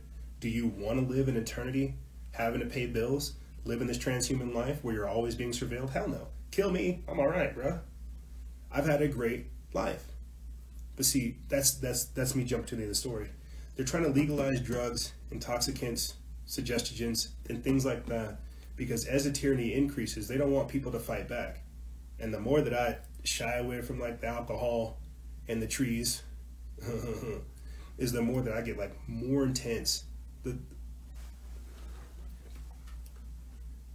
More intense, more focused, more driven, more on point. More of what's required. But the very same way that I understand this, they don't want people to do that, because you'll come into your own. You gotta understand, gang, we've had a very interesting relationship so far this year. Can you imagine? Can you imagine what would happen if people weren't on drugs and weren't all doped up? And if they were organized, if they were coming together like over there in Denmark saying, hey, these people are trying to shoot us with drugs, we need to fight back. But you can't do that. People won't do that. Instead, what they'll say is, oh, you better not fight back, your liquor store's open. Oh, you better not fight back, your restaurant's open. Oh, you better not fight back, you want to go to a movie? It's very sophisticated, like, what's happening to us. Like, again, to drill down in this point I'm trying to make when coming off the heels of talking about all this lockdown stuff, I reported on it on the podcast that people have done psychedelics up to 300% more. It's been like an increase in psychedelics underneath the lockdown because, again, people are dissociating. They don't want to really know what's going on. They just want, wake me up when the pandemic ends. Wake me up when I can take my mask off. This is why, again, you've got people taking Zoloft, Ambien, Ritalin, Prozac, banging them things back with shots, bro. You've got people overdosing on pills, and it's terrifying. And that's, I energetically feel those spirits call out because they're hurting. And as the tyranny increases, they're going to legalize more drugs. That's why they're saying, hey, let's give them MDMA therapy. Let's go ahead and give them LSD. Let's make DMT legal. Cool. You guys like mushrooms? Yeah? Mushrooms that aren't on your pizza? Great. Yeah, let's go ahead and get this guy some mushrooms too, And I know I talk smack because I've been here before talking about mushrooms, DMT, and drugs and stuff like that. But I say that because look at where we're at now. All those people that were doing those drugs in and out of the pandemic, where are they? We need them. Are they able to distinguish reality from the trip? You know, can they go outside? Or are they too, you know, wrapped in their own thoughts, worried about the virus and the bats, man? Like, and I'm being facetious, but I'm really trying to show you that this is what we're going up against. Whenever the election took place like 2 weeks ago, there were a fair amount of states that legalized like marijuana, MDMA, cocaine, heroin, and a lot of shit, dude. And I'm like, whoa. What this tells me is that Americans want their drugs. They don't care about politics. They don't care about politics. They just want to feel good. They just want to feel good. And so as the world begins to, again, Jeffrey Epstein us, you know, and just like strangle the life out of us, they're saying, oh, you like that oxygen deprivation? Oh, here's some mushrooms. Oh, here's some weed. Oh, yeah, put that mask on. We're being traumatized, bro. We're being broken. And the easiest way to resist that is to say, I don't want any of these things. I don't want your drugs. I don't want your mask. I don't want you telling me what to do. I don't want you thinking you know what's best for me. I don't want any of that. You need to become ungovernable. Precisely, Jose. They just want the noise to stop. They just don't want people being honest. They don't want them to tell the truth. Regardless of how you feel about Trump, he's allowed to say whatever he wants to say, but if you can't hear what he has to say, how are you supposed to figure out what's real or not? They're manipulating your point of view. That's how truth works. They'll kill. Here's what's going to happen. They will kill me. Come up with like all kinds of articles, because USA Today is already on our page. Come up with all kinds of articles saying like, oh, look at this racist black guy. Look at this. Look at this guy. He started the whole thing. They'll kill me, destroy my image, manipulate it just to get you guys to turn on everything I've said to you here. And because people will be so whacked out on fucking coke, on Molly, on mushrooms, on, you know, hippie flippy, candy flipping, whatever it is, bro. People will be so whacked out, they'll be like, well, you know, there were some things that he did say that I didn't agree with. Maybe the news was right. And because they won't have that mental fortitude, that willpower to learn truth from lies, they will be force-fed lies and lulled into sleep. And then they'll say, well, you know, this vaccine's not so bad. I get my Trump bucks. I get my stimulus check. It's great. I just can't leave my house, you know, but work from home, and now they tax that for 5%, but you know, the vaccine wasn't that bad. What was I thinking about? You see how that works? Where they give you drugs. It's where you don't remember what the hell happened to you. You just want to feel good. You just want to feel good. It's the new bread and circus, right? Drugs and entertainment. I think it was Aldous Huxley who said that at University of California in Berkeley, where he said, we'll get people to love their servitude. We will get people to call for more. You see. I'll say this to start wrapping up stuff for you guys. A couple years ago, because I did like an 8-year time jump real quick right there, talking about Obama's National Defense Authorization Act, the Global Health Security Agenda, and COVID-19.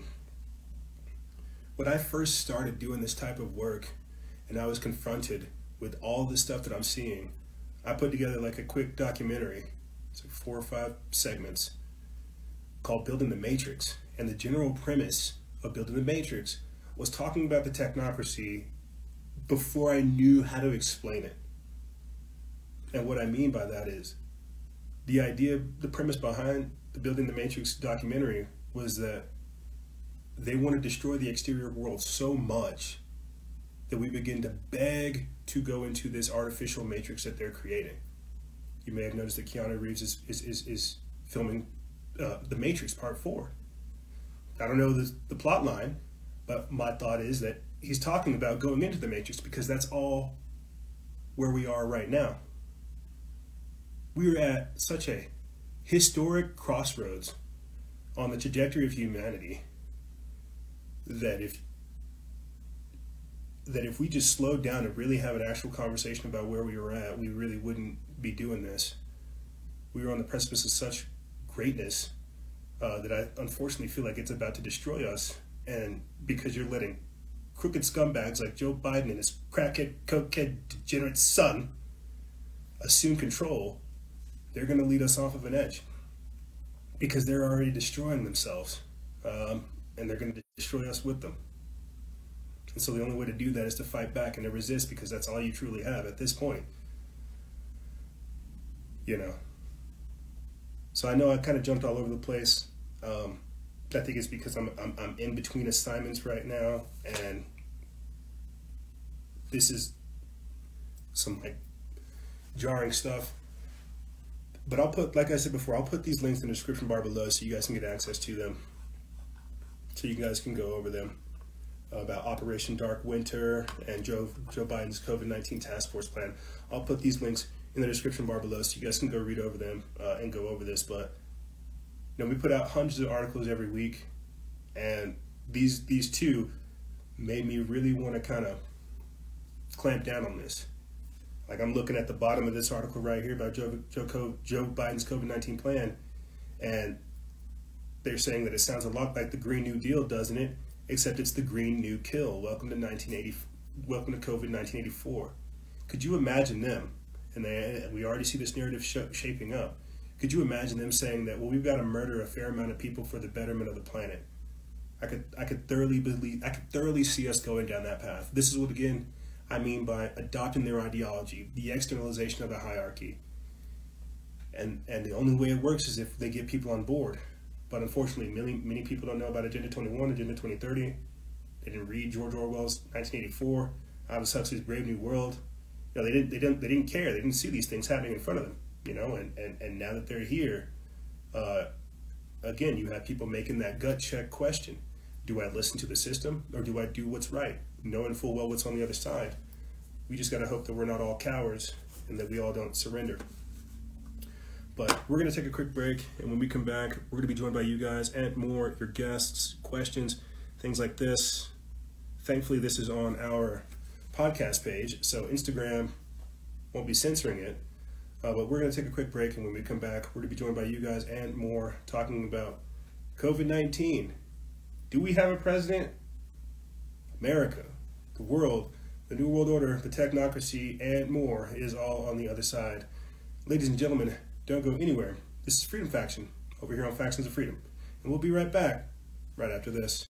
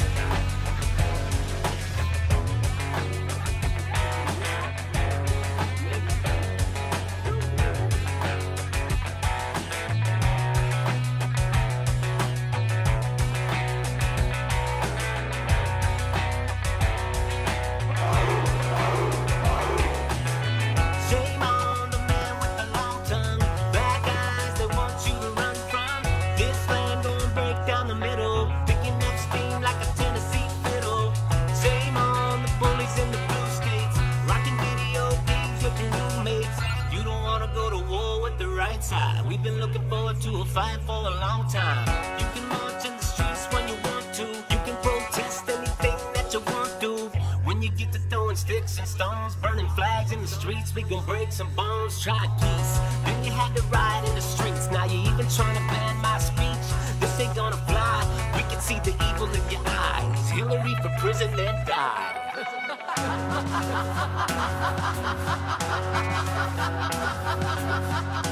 Now arrives the hour of action.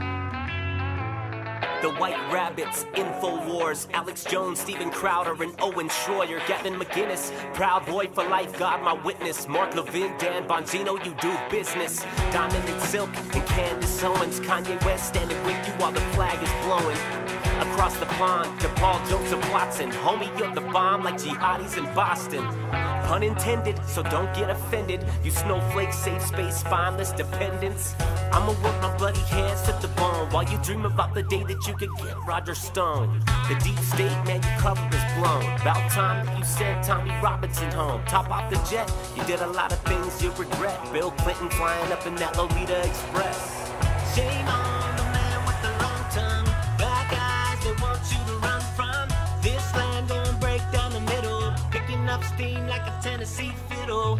Shame on the bullies in the blue states. Rocking video games with your roommates. You don't wanna go to war with the right side. We've been looking forward to a fight for a long time. You're not a racist if you voted for Trump. You're not a bigot if you wear a MAGA hat and get jumped. You're not a sexist if your girl makes you breakfast. You're not a privileged white male, just ignore the idiot leftists. This is where my family fought to survive, where they thrive with the immigrants who worked till they died, and they never had a beef with any temple or tribe. This is media controlling your minds. Together, we will make America strong again. We will make America wealthy again. We will make America proud again. We will make America safe again. And yes, together, we will make America great again. Don't tread on me, I won't tread on you. Cut me, I bleed red, white, and blue. Homegrown and down to get dirty. I'm a mean shot with my old 30-30. Brother, we can get it if you cross that line. You can take a look at my American mind. Fly over, drop him right on top. You know, just be. Shame on the man with the long tongue. Black eyes, they want you to run from. This land gon' break down the middle. Picking up steam like a Tennessee fiddle. Shame on the bullies in the blue states. Rocking video games with your roommates.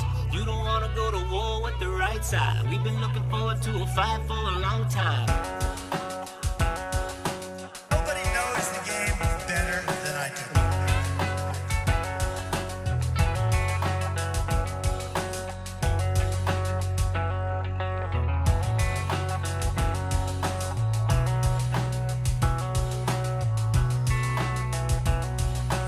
That's the end of that. You know, it's the only thing you can say.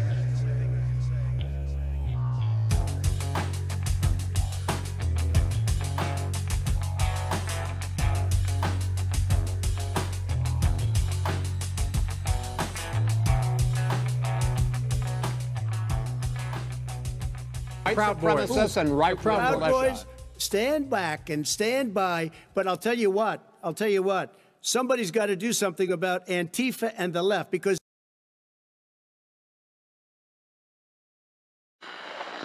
food supplies have been completely wiped out. We have a evacuation of all counties. I report complete devastation. We have a giant squall, cloud, just gobbling up everything in their path. There are forces in this world that remind us of how fragile we are. We thought we were safe. We thought it could never happen to us. Then life like a fog descends upon us, blanketing our memories. Through the haze, we travel its hidden paths, lost in its secret places. And when the storm, turbulent and immovable, forces us to shelter, we remember. It calls to us, calls us back.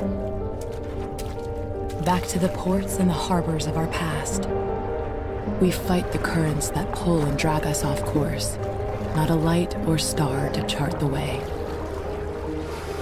And when we arrive, we don't always know it at first, the places we once loved guised by time. Then we see it, the place we've been trying to get back to. Safe at last, we've found our way home.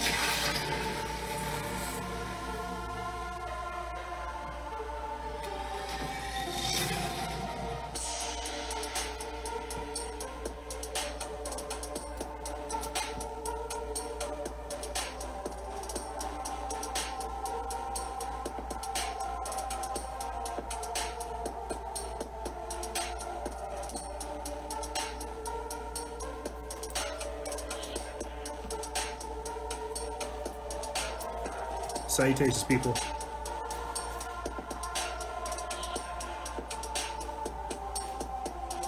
Yeah.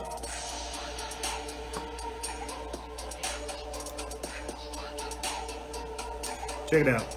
This is we're talking about all these drugs. Amazon is beginning to sell prescription drugs to Prime customers.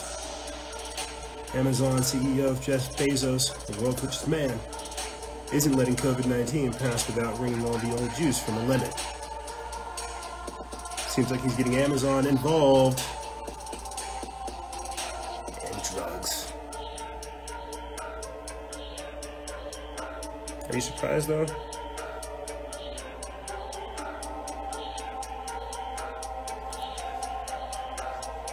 I'm not.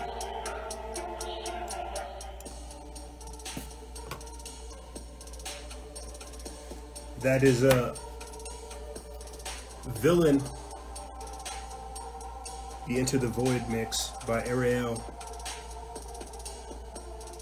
I think I might be a villain, guys. I think I might be a bad man. Bad J. I had this theory the other day that the E for EJ doesn't stand for evil J. It stands for electronic J. That's right. I'm not real.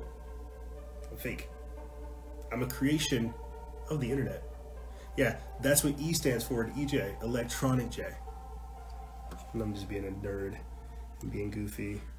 Salutations, my friends, and thank you for tuning into the second segment of the Instagram Live, where we're going to be joined by you guys and more. Hopefully, I'll shoot you straight. I kind of have to be on the road in a little less than an hour if I'm to make it to my next appointment.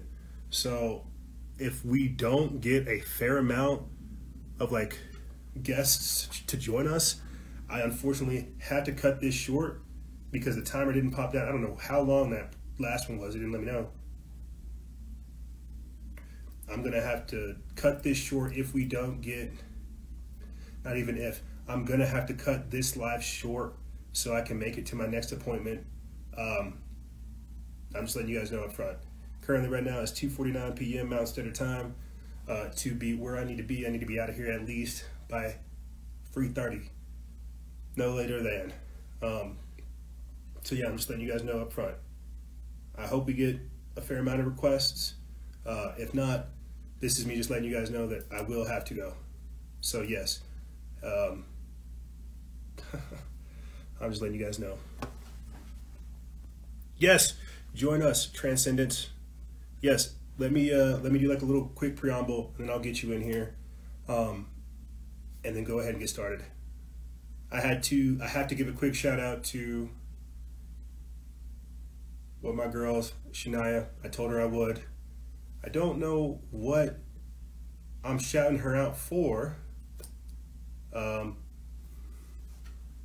than the fact that I see her learning, I see her getting woke, I see her talking about Mark Zuckerberg and Jack Dorsey testifying before Congress and getting involved. And so I guess if anything, that would be a good way for me to kind of talk about a couple things, and then I'll get our guests on in here.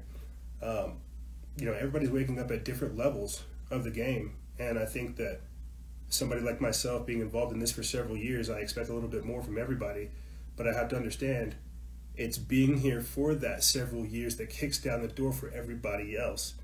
And so I'm very grateful, you know, to have people like Transcendence Consciousness, like Kalinda, you know, like Rita that joined us just last week, like everybody that joins us. I'm very grateful to have a platform like this where people can come and have these kind of conversations. And so to give a shout out to Shania, I'll put her page attached to this, for going down that journey. It's actually very hard to do by yourself, but I'm glad that you're taking the steps and you're getting involved, or you're at least trying to raise awareness about some of these things because people truly don't know, and I'm glad that you are getting involved. I realize a lot of the stuff that we talk about and that we cover on the page is extraordinarily heady, and I guess that's because I've been desensitized, or yeah, probably just that, desensitized from covering it all and doing it all, that I don't have the same perspective as others. And so I just appreciate it whenever there's other people that step into this and try to take on that mantle of work, of waking up other people, of putting out information, of trying to get into the fight. So congrats, Shania, and everybody else that's listening. If the shoe fits, I'm very glad that you're in this fight now. You heard me talk about how I'm going to be leading some anti-lockdown protests. I don't think that's the case. I think that I will be working with other groups who are leading the anti-lockdown protests, as well as lawsuits against our governor. And that's the type of stuff that I like to do now, you know, is really trying to show people what they can do and getting out there. Speaking of getting out there, you know, and I'll start pulling on people from this. I live in Albuquerque, and this past weekend there was a ride rally / Stop the Steal rally. And for people that don't know, there ain't jack squat out here in Albuquerque. And so whenever we had our route, we went from essentially the top of Albuquerque through Albuquerque all the way to a church. So we basically took a straight line all the way down Central to end up over there at Legacy Church. And what I found so almost symbolic and transformative was the responses we were getting at the start of the ride, when we were leaving Tramway, when we were going down Central. I think we got to maybe Louisiana or Pennsylvania, and then that's whenever people started shouting at us and screaming obscenities. Somebody told me, "How are you?" Like, they shouted at me. I saw it in their face. Like, "How are you even black?" It was hilarious. It was hilarious because I don't know how that chick was able to think so fast, but she shouted out her rage that fast. And so it was just almost symbolic, going from the mountaintops through the depths of the city, seeing the people who are going to bars in the middle of the day, getting drunk, getting lit, while we're taking a ride through it, and having them, you know, hurl cuss words, obscenities, whatever else they could just project, only for us to end up at a church. It was symbolic. That's what I'm trying to convey to you guys, is that I went to an event this past week and a protest as well, and it was almost symbolic, seeing the love, experiencing the quagmire, experiencing that confusion, only to end up at a church where there were some altercations later on. And I'm actually very proud that me and some of my boys were able to help neutralize and resolve that situation, even though we had no ties to the organizers of the event. But what I'm trying to say is, because I'm just talking about the stuff that I'm doing now, from the protests to the rallies to the donations to the events and stuff, what I'm trying to get across to you guys is, people want to know. People are ready to learn. People want to give a crap, but they don't know. They don't know how to care. They don't know what to care about. And that's part of where I feel like we are right now, is we're kind of that door kicker that tells people up front, like, how bad stuff is, and we let people sort things out on their own time, because there's another battle for us down the line. And so when I get up here week after week and talk about this type of stuff, this is me saying, listen, I'm the tip of the spear. I'm already up in this. You got to get in where you fit in, and only you can figure out what you bring to the table. Do not listen to the comments of others dictating to you how you should live your life. You should be more comfortable with who you are as you experience this life, and it refines that individual character. I think that's what I was trying to say. I hope that came off the right way. I hope that didn't come off like I'm over here beating up people in the middle of the streets and doing stuff. I hope that's definitely not what I'm trying to say. Let me go ahead and get people on, and then we'll continue on. I don't have much time. Join us and bless us with your kind words. Oh. Hello. Oh, hey, Transcendent. Hi, how are you? I'm good. How are you?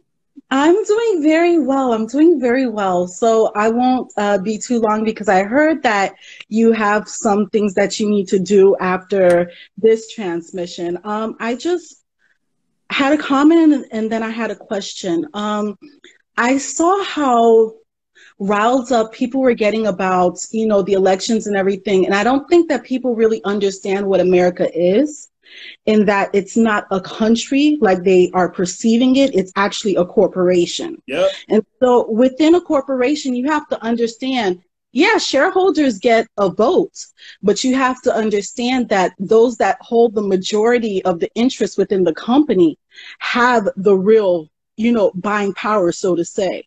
So when you really think about it, how much do our votes count versus those politicians that are in, the depths of the government or the corporation, so to say? Yes. How much do we really have a say?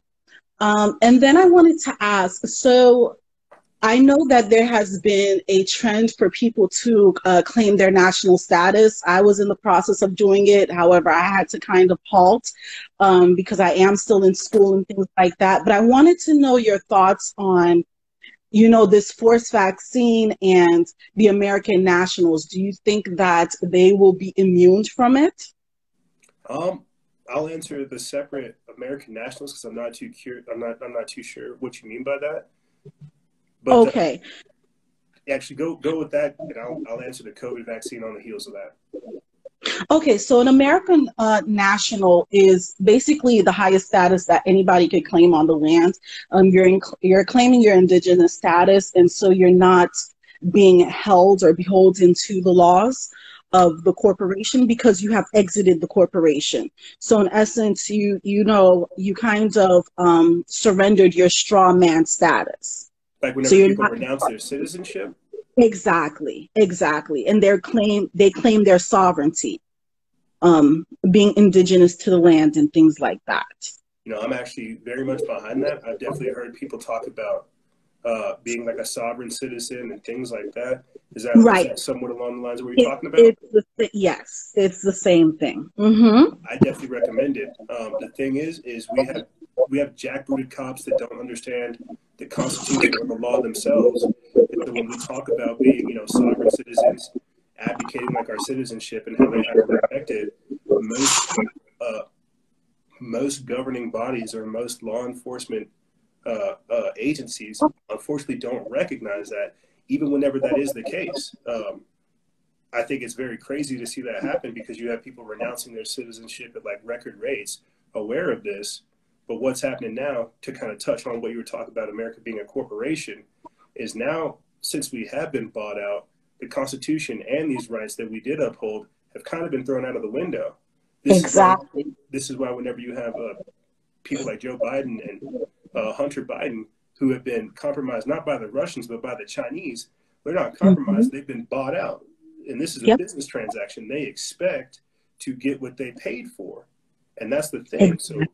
So I'm not sure if that answered your question, but that's kind of where we're at right now. It does. And so, it does answer portions of my question because, like you said, there are law enforcement officials that don't even know the laws that they are trying to uphold. They think they work for the corporation. They're really working for the people. And so they don't even know how to recognize or really read that somebody is no longer a part of the corporation. And so with the way that they are laying out the plan and they're having us buy into the plan, okay, mm-hmm. The fact that they're going to come into people's houses, come into people's businesses and force this vaccine upon people, what time are they going to have to go ahead and look through your paperwork to see that you are in fact a national? And so they are in such a rush because I think they were trying to, how many people were they trying to vaccinate? The entire, like it was record numbers. It seems like. Right, but the speed that they're trying to do it, what time are they going to really have to take do the due diligence to really check, okay, is this person a citizen? Are they a national? And at the end of the day, do they really care? No. At this point, they don't see us so much as they see us as chattel. They see us as numbers. Exactly. They see us as a way for them to monitor this experiment that they're conducting on society. Because even if we try, they're going to, I hear exactly where you're coming from, with how this is set up. if we were sovereign, if we were free, would they have the ability to do this to us? Right. The thing is whenever you're looking at a corporation, they will try to find so many different ways to subvert your privacy and your rights that even if so like, say you don't own your house, right? Say somewhere you sign like a document saying that the company or AmeriCorp could come confiscate your house if you didn't pay X amount of bills over an extended period of time. That right there would negate would negate the reality of you being a sovereign citizen, because the sovereign citizen signed this contract, and that's what America would honor, not the sovereign individuality. It would honor the contract and the money. Right. That's the sad part, is we are not like you said, we're not a country, we're a corporation, and we got a businessman running the corp right now. Yep, exactly. I completely agree. And so really, and I'm somebody that advocates for neutrality, because I feel like if you go either way, you're really lending your energy to that creative, process, and you're actually bringing that into fruition. But with something like this, how do you really remain neutral?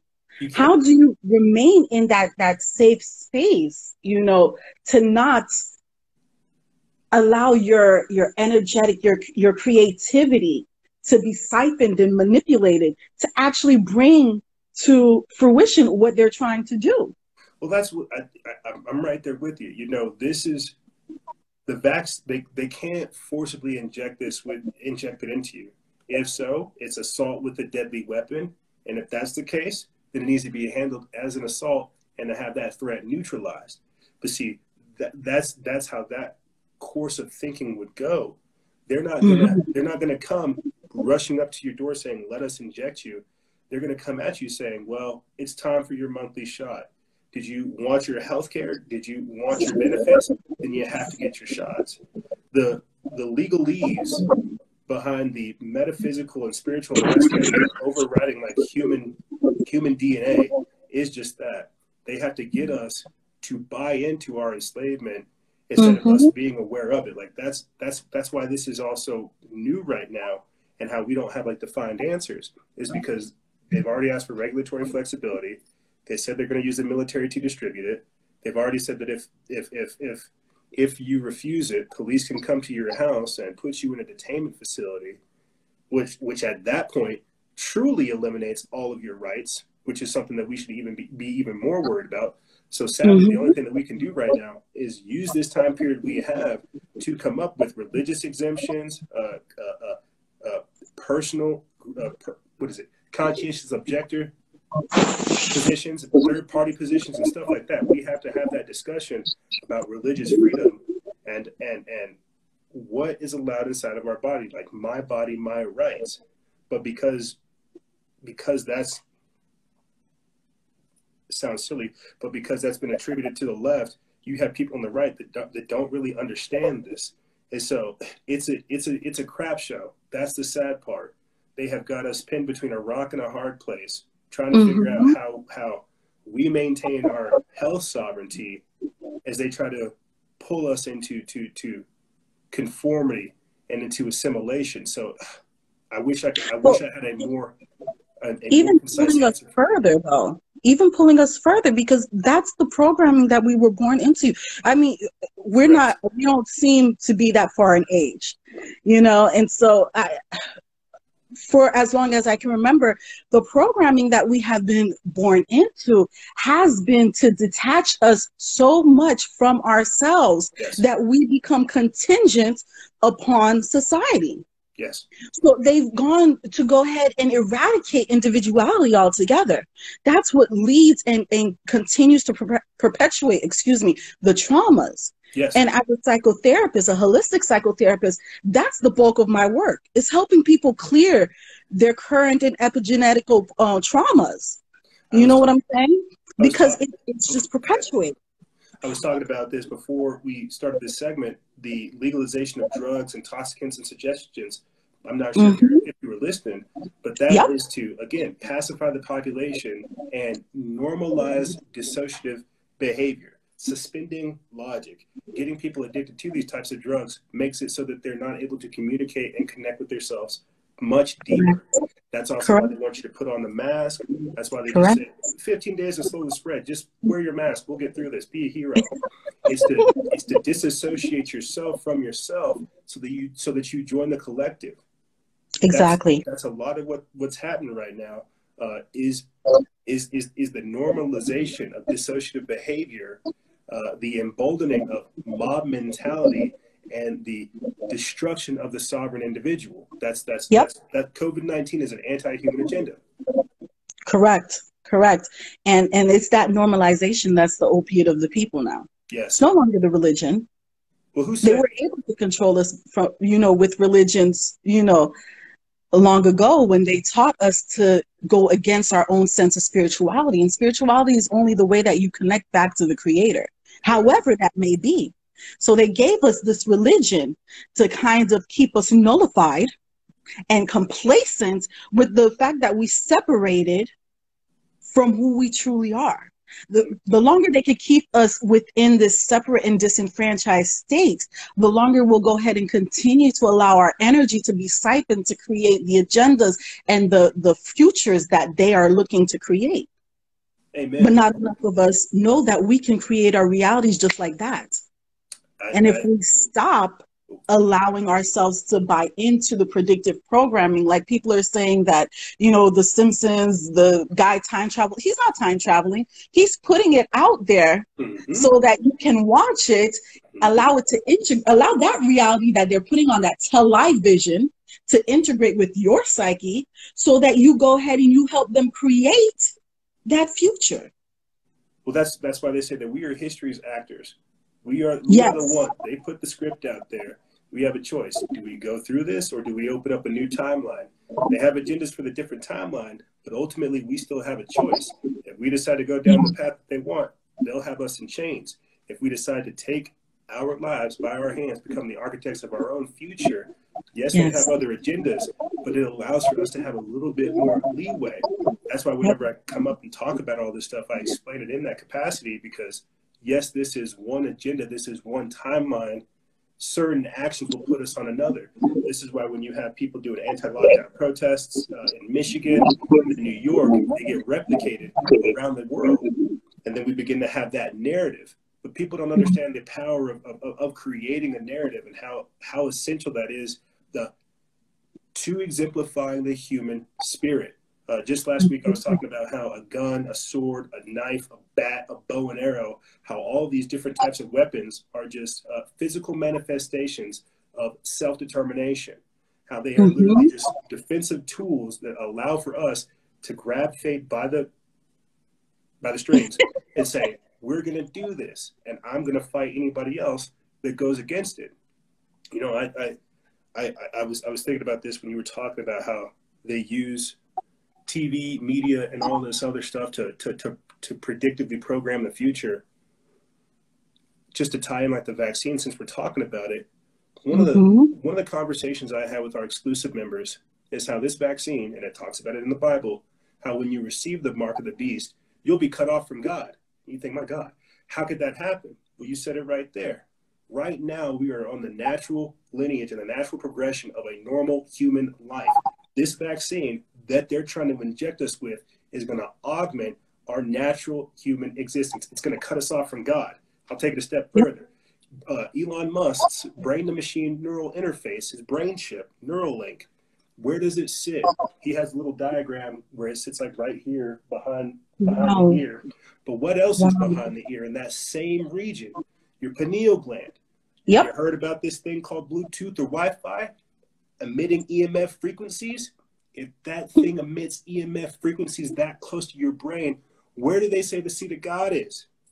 In your head. It's going to cut you off from God. Exactly. They understand that we get our orders from God. That's where your rights come from. God-given rights that are just written down. We get our orders from God. They're trying to cut us off. They're trying to figure out ways to get you addicted to drugs, get you addicted to television, get you addicted to dissociating from reality.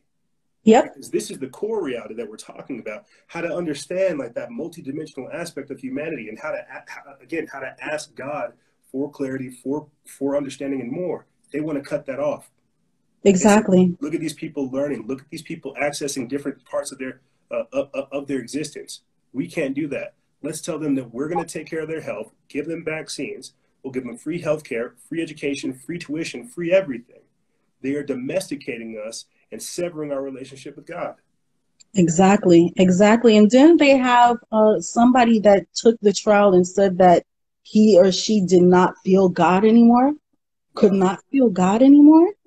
Wow. Yeah. And the face you're making is the exact face I made. I said, oh my God, they have stripped this individual of his or her own humanity. They have effectively done so. That's almost terrifying to literally think about, because we could talk about fluoride in the water. We could talk about calcification of the pineal gland. We could talk about a lot of different things. But somebody verbally stating, I don't feel like I'm connected to God. Yeah. That's terrible, because you're literally, you're in a weird way, you're cursed. In a weird way, you would be cursed, because you'd be cut off from God. You wouldn't let him, like that. I'm sorry. I don't have the right words to respond to that. It's almost terrifying to think about, and I think that's why, given the nature of what we're discussing, I think that's probably why it's been talked about in the Bible, prophesied, because this is something that, if given the chance, would wipe out creation as a whole. We're talking about how this is going to affect us in this generation. We're not talking about, again, the epigenetic aspect, how this is going to affect our children, how this is going to affect their children. Will they understand what God is? They, think exactly. Stuff like this just crosses my mind whenever you make that kind of comment. Yeah, yeah, and it's very disheartening, because, like you said, we're thinking about right now, but how is this going to affect later generations? How is this trauma? Even the fact that we're talking about this, it's good to speak about this, because it's allowing, us to give a voice to that trauma that we're holding on internally. But still, that trauma gets encoded into our DNA, and we pass that down. Yes. So it's a cycle. We still, to be completely honest with you, EJ, we still haven't really healed as a people, both melanated and non-melanated, as a people, from the effects of slavery. I agree. It's in this generation and the next that we will really begin to cleanse ourselves from that, because that survives at least 14, 15 generations, up to 20. Yeah, I'm fourth generation free. Exactly. I'm fourth generation freed American, free slave. Wow. You see? Yeah. You see? And so now we're compounding that trauma with the trauma that we're facing with this whole COVID situation, with this whole, the social and race wars, and everything is just being compounded. How are we really going to get a chance to really cleanse from it, so that we do not pass it down to future generations? I mean, I help people do that, but I mean, within the perspective of the collective, because I'm only one person. I can do as much as I can. You know what I'm saying? But the fact that we're still cleansing from that in our history, and then we're, being inundated with this, it's almost like a never-ending cycle. Yes. Well, and that's where, when we take a step back and look at the chronology of all this stuff, that I could see how there are brief periods in human history that are just like wiped out. I could see how we're, like, what I'm trying to say is we're entering into an intellectual dark age, a spiritual dark age, and just an overall dark period in time. And I can see how we're setting up an infrastructure so these people can hold on to power for as long as they can. I can see how blocks of our history has been missing, because you get evil, corrupt people in power, and they either book burn, they censor, they destroy stuff, and they take away the keys for humanity to liberate themselves, and at the same time pave a better future. Because I feel like the sad part is we're going into a high-tech version of bondage. Like you're talking about slavery. I was saying I'm fourth generation free slave. Everybody's going into a new slavery now. That's why it's even talked about in the Bible and prophesied there. You will neither be able to buy nor sell without receiving the mark. High or low, you're going to receive it. Now, who has control of that? And how long does this thing last? That's what people need to ask. Like, how long does technology last? How long is Facebook going to be here? If this is Facebook before it gets broken up, what else is going to happen down the line too?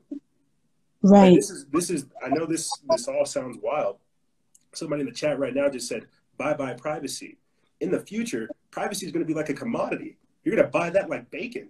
You're going to buy that like rubies or like diamonds. You're going to say, "Oh my God, I can't wait to have at least 2 hours by myself. 2 hours where I'm not connected to the net. 2 hours where I'm not having to, swipe ads or run around and collect my cryptocurrency." Like you were saying beforehand, we were made perfect and whole in how God created us. And what these people are trying to do is overwrite that natural progression. I've said it over here on the show time and time again. It's very apropos, given your name, Transcendent Consciousness, that we were supposed to go through a dramatic enlightenment period right now. Exactly. That we were supposed to enter into a new, as they say, Kali Yuga, a new cycle, the age of Aquarius. But they didn't want that. They read the same star charts. They said, wow, if we let these people wake up, they'll overthrow us. Yes. We won't have power anymore, and we'll be the ones enslaved. So they thought smart. They gave us the smartphones. They made us dumb. They made us domesticated and capitulated. They robbed us of our creativity and our spirit. And so now they say, oh, great. We've already taken up space in their mind. We're already telling them, don't have Thanksgiving, don't have Christmas. How much further can we take it? Put the mask on this way. Put the mask on that way. How much further can they take it? And this is what people aren't thinking about. How far does this type of technocratic dictatorial rule by a tiny elite, how far does it extend? I'm not thinking about just now. I'm thinking past me. Like I'm grateful for the life I've been given. Oh my God. Yeah. But I can only hope to do the work that I can now to pave the way for my kids so that they don't have to so they don't have to experience all of this. And that's where a lot of people need to be thinking. We're not thinking, we're being very selfish in how we approach this. We need to be doing stuff for everybody else, not just ourselves. And you know what? That's the key. That's the key, because we are in such a time. And as much as we can say horrible things are happening, this is still an amazing time to be alive, because we have the opportunity. Like I had shared with you, I think the first time that I was, meeting with you, that veil has lifted. We see plain as day what they're planning to do. And because we have that vision, we have the ability to perceive what they're doing, we can actually play chess with them. We're not playing checkers to a chess game. You understand what I'm saying? We can go ahead and take the necessary steps to really claim back our sovereignty. And I'm not talking about, being an American national. I'm talking about those God-given rights that we are bestowed upon, because we are micro versions of the macro. Yes. We're now in a time where we can go ahead and create the reality that we want to leave our children with. We want our legacy to be, but in order for us to do that, we have to come to one accord. The collective needs to awaken to their true power. Stop allowing, these individuals, I'm not going to say people, because they don't have the heart and compassion of people. Yes. Call them what they are. They're demons. To siphon our energy. They're doing what they were made to do. They're black souls. Black souls siphon energy. So they're doing what they're doing. We can't really get mad at what they're doing. We need to get mad at ourselves, because we're not assuming the power that we have been born with. We're not assuming our God-given sovereignty. Let me speak on that. And that's why they're winning. Let me speak on that. Or that's why it looks like they're winning. I only got a couple minutes. But oh my gosh, I'm so sorry. No, you're fine. You're fine. Other people didn't send requests. They slacked. Maybe they'll learn next time. You said it right there. The truth is inherently we know what's required of us. Some of us are just too chicken neck coward to do it. And I say that from like my own personal experience, man. Like I should have been doing protests. I should have been doing rallies. I should have been doing this stuff long ago. This is stuff that should be underneath my resume. I should be trying to lead people. The same way I'm having these conversations, this needs to go out there. Inherently, everybody knows what they should be doing and what they could be doing, but the fear has us gripped. And that's why it's winning, is because we're playing in the cowardice instead of embracing that courage. Our children in the future don't need cowardice and fear. What they need is love, courage, and strength. And I say that not only to yourself, but to me, man, and to everybody else that's out there listening, thinking, oh, I'm one person. Greta Thunberg is one person. George Soros is one person. Donald Trump is one person. Biden's one person. There's a million. Mahatma Gandhi, Martin Luther King, Malcolm X, Buddha, Jesus. There's all kinds of one people that help radically change what's going on. But the problem is there's not that spirit of courage. We're being shown fear. We're being shown things to hate and to run from. But we're not embracing that courage. We're not seeing what that fear is supposed to turn us into. It's supposed to make us stronger. It's supposed to embolden us. It's supposed to make us say, you know what, I'm stronger than this. But instead, we cower, and that's why it grows stronger. I like making alliterative things sometimes, and I remember last year spamming this message that as evil evolves, righteousness must rise to meet it, to quell it. And evil is beginning to spread like a poison, like a disease, like a virus, like coronavirus. And if that's the case, then we need to boost our immune system so that demon, that virus can't get in us. We need to build up, we need to buck up, get stronger, and put a lot of this stuff in its place. Because I swear, the only reason it's gotten like this is because you don't have people embracing the courage, shouting it back, putting it in its place, and telling and saying no more. No more. Exactly. People need to get their spiritual hygiene up. And people don't recognize, yes, we are presented with dichotomies. Yes, we are presented with, duality. But understand that contrast. See, I always tell people things never happen to you. They happen for you.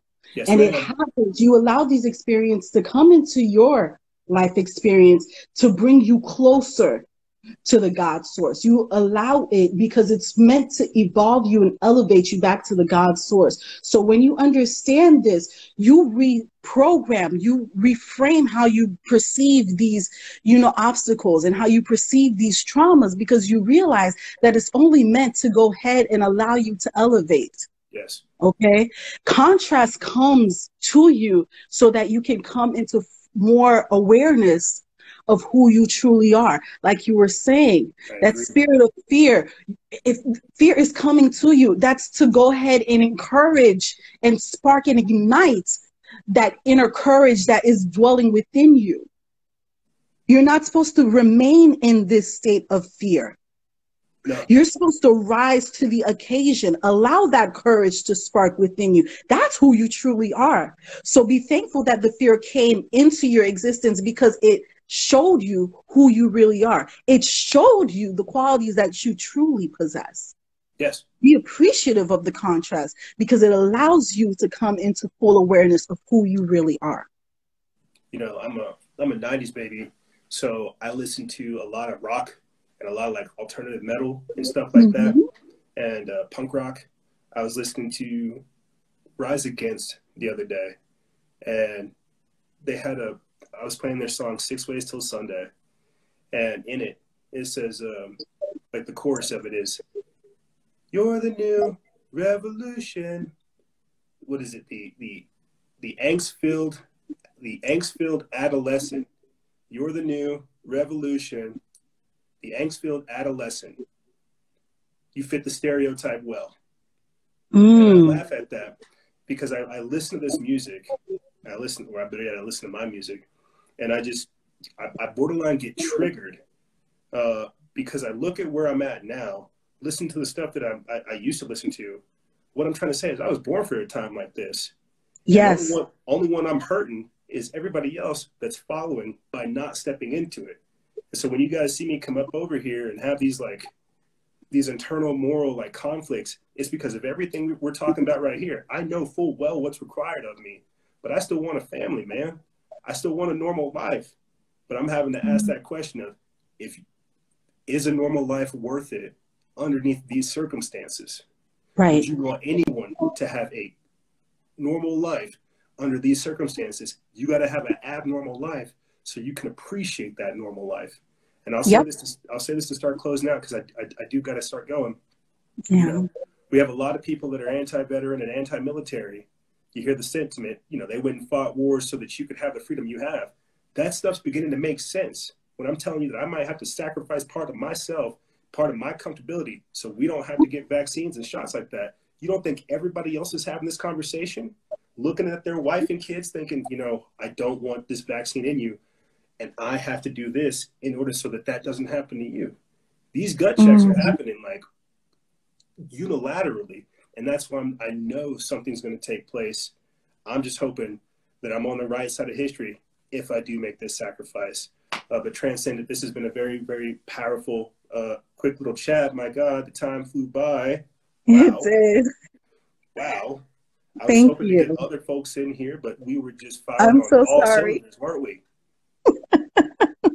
I'm so sorry, but I'm so thankful, you know, to go ahead and share these thoughts with you and your audience. I truly am appreciative. I appreciate you coming in talking about spiritual hygiene and how necessary it is. Yes. And everything else that you bring, man, because everybody brings something different to the table. And that's why I try to do this, is because we, in Lakesh, I am another you. Iron sharpens iron.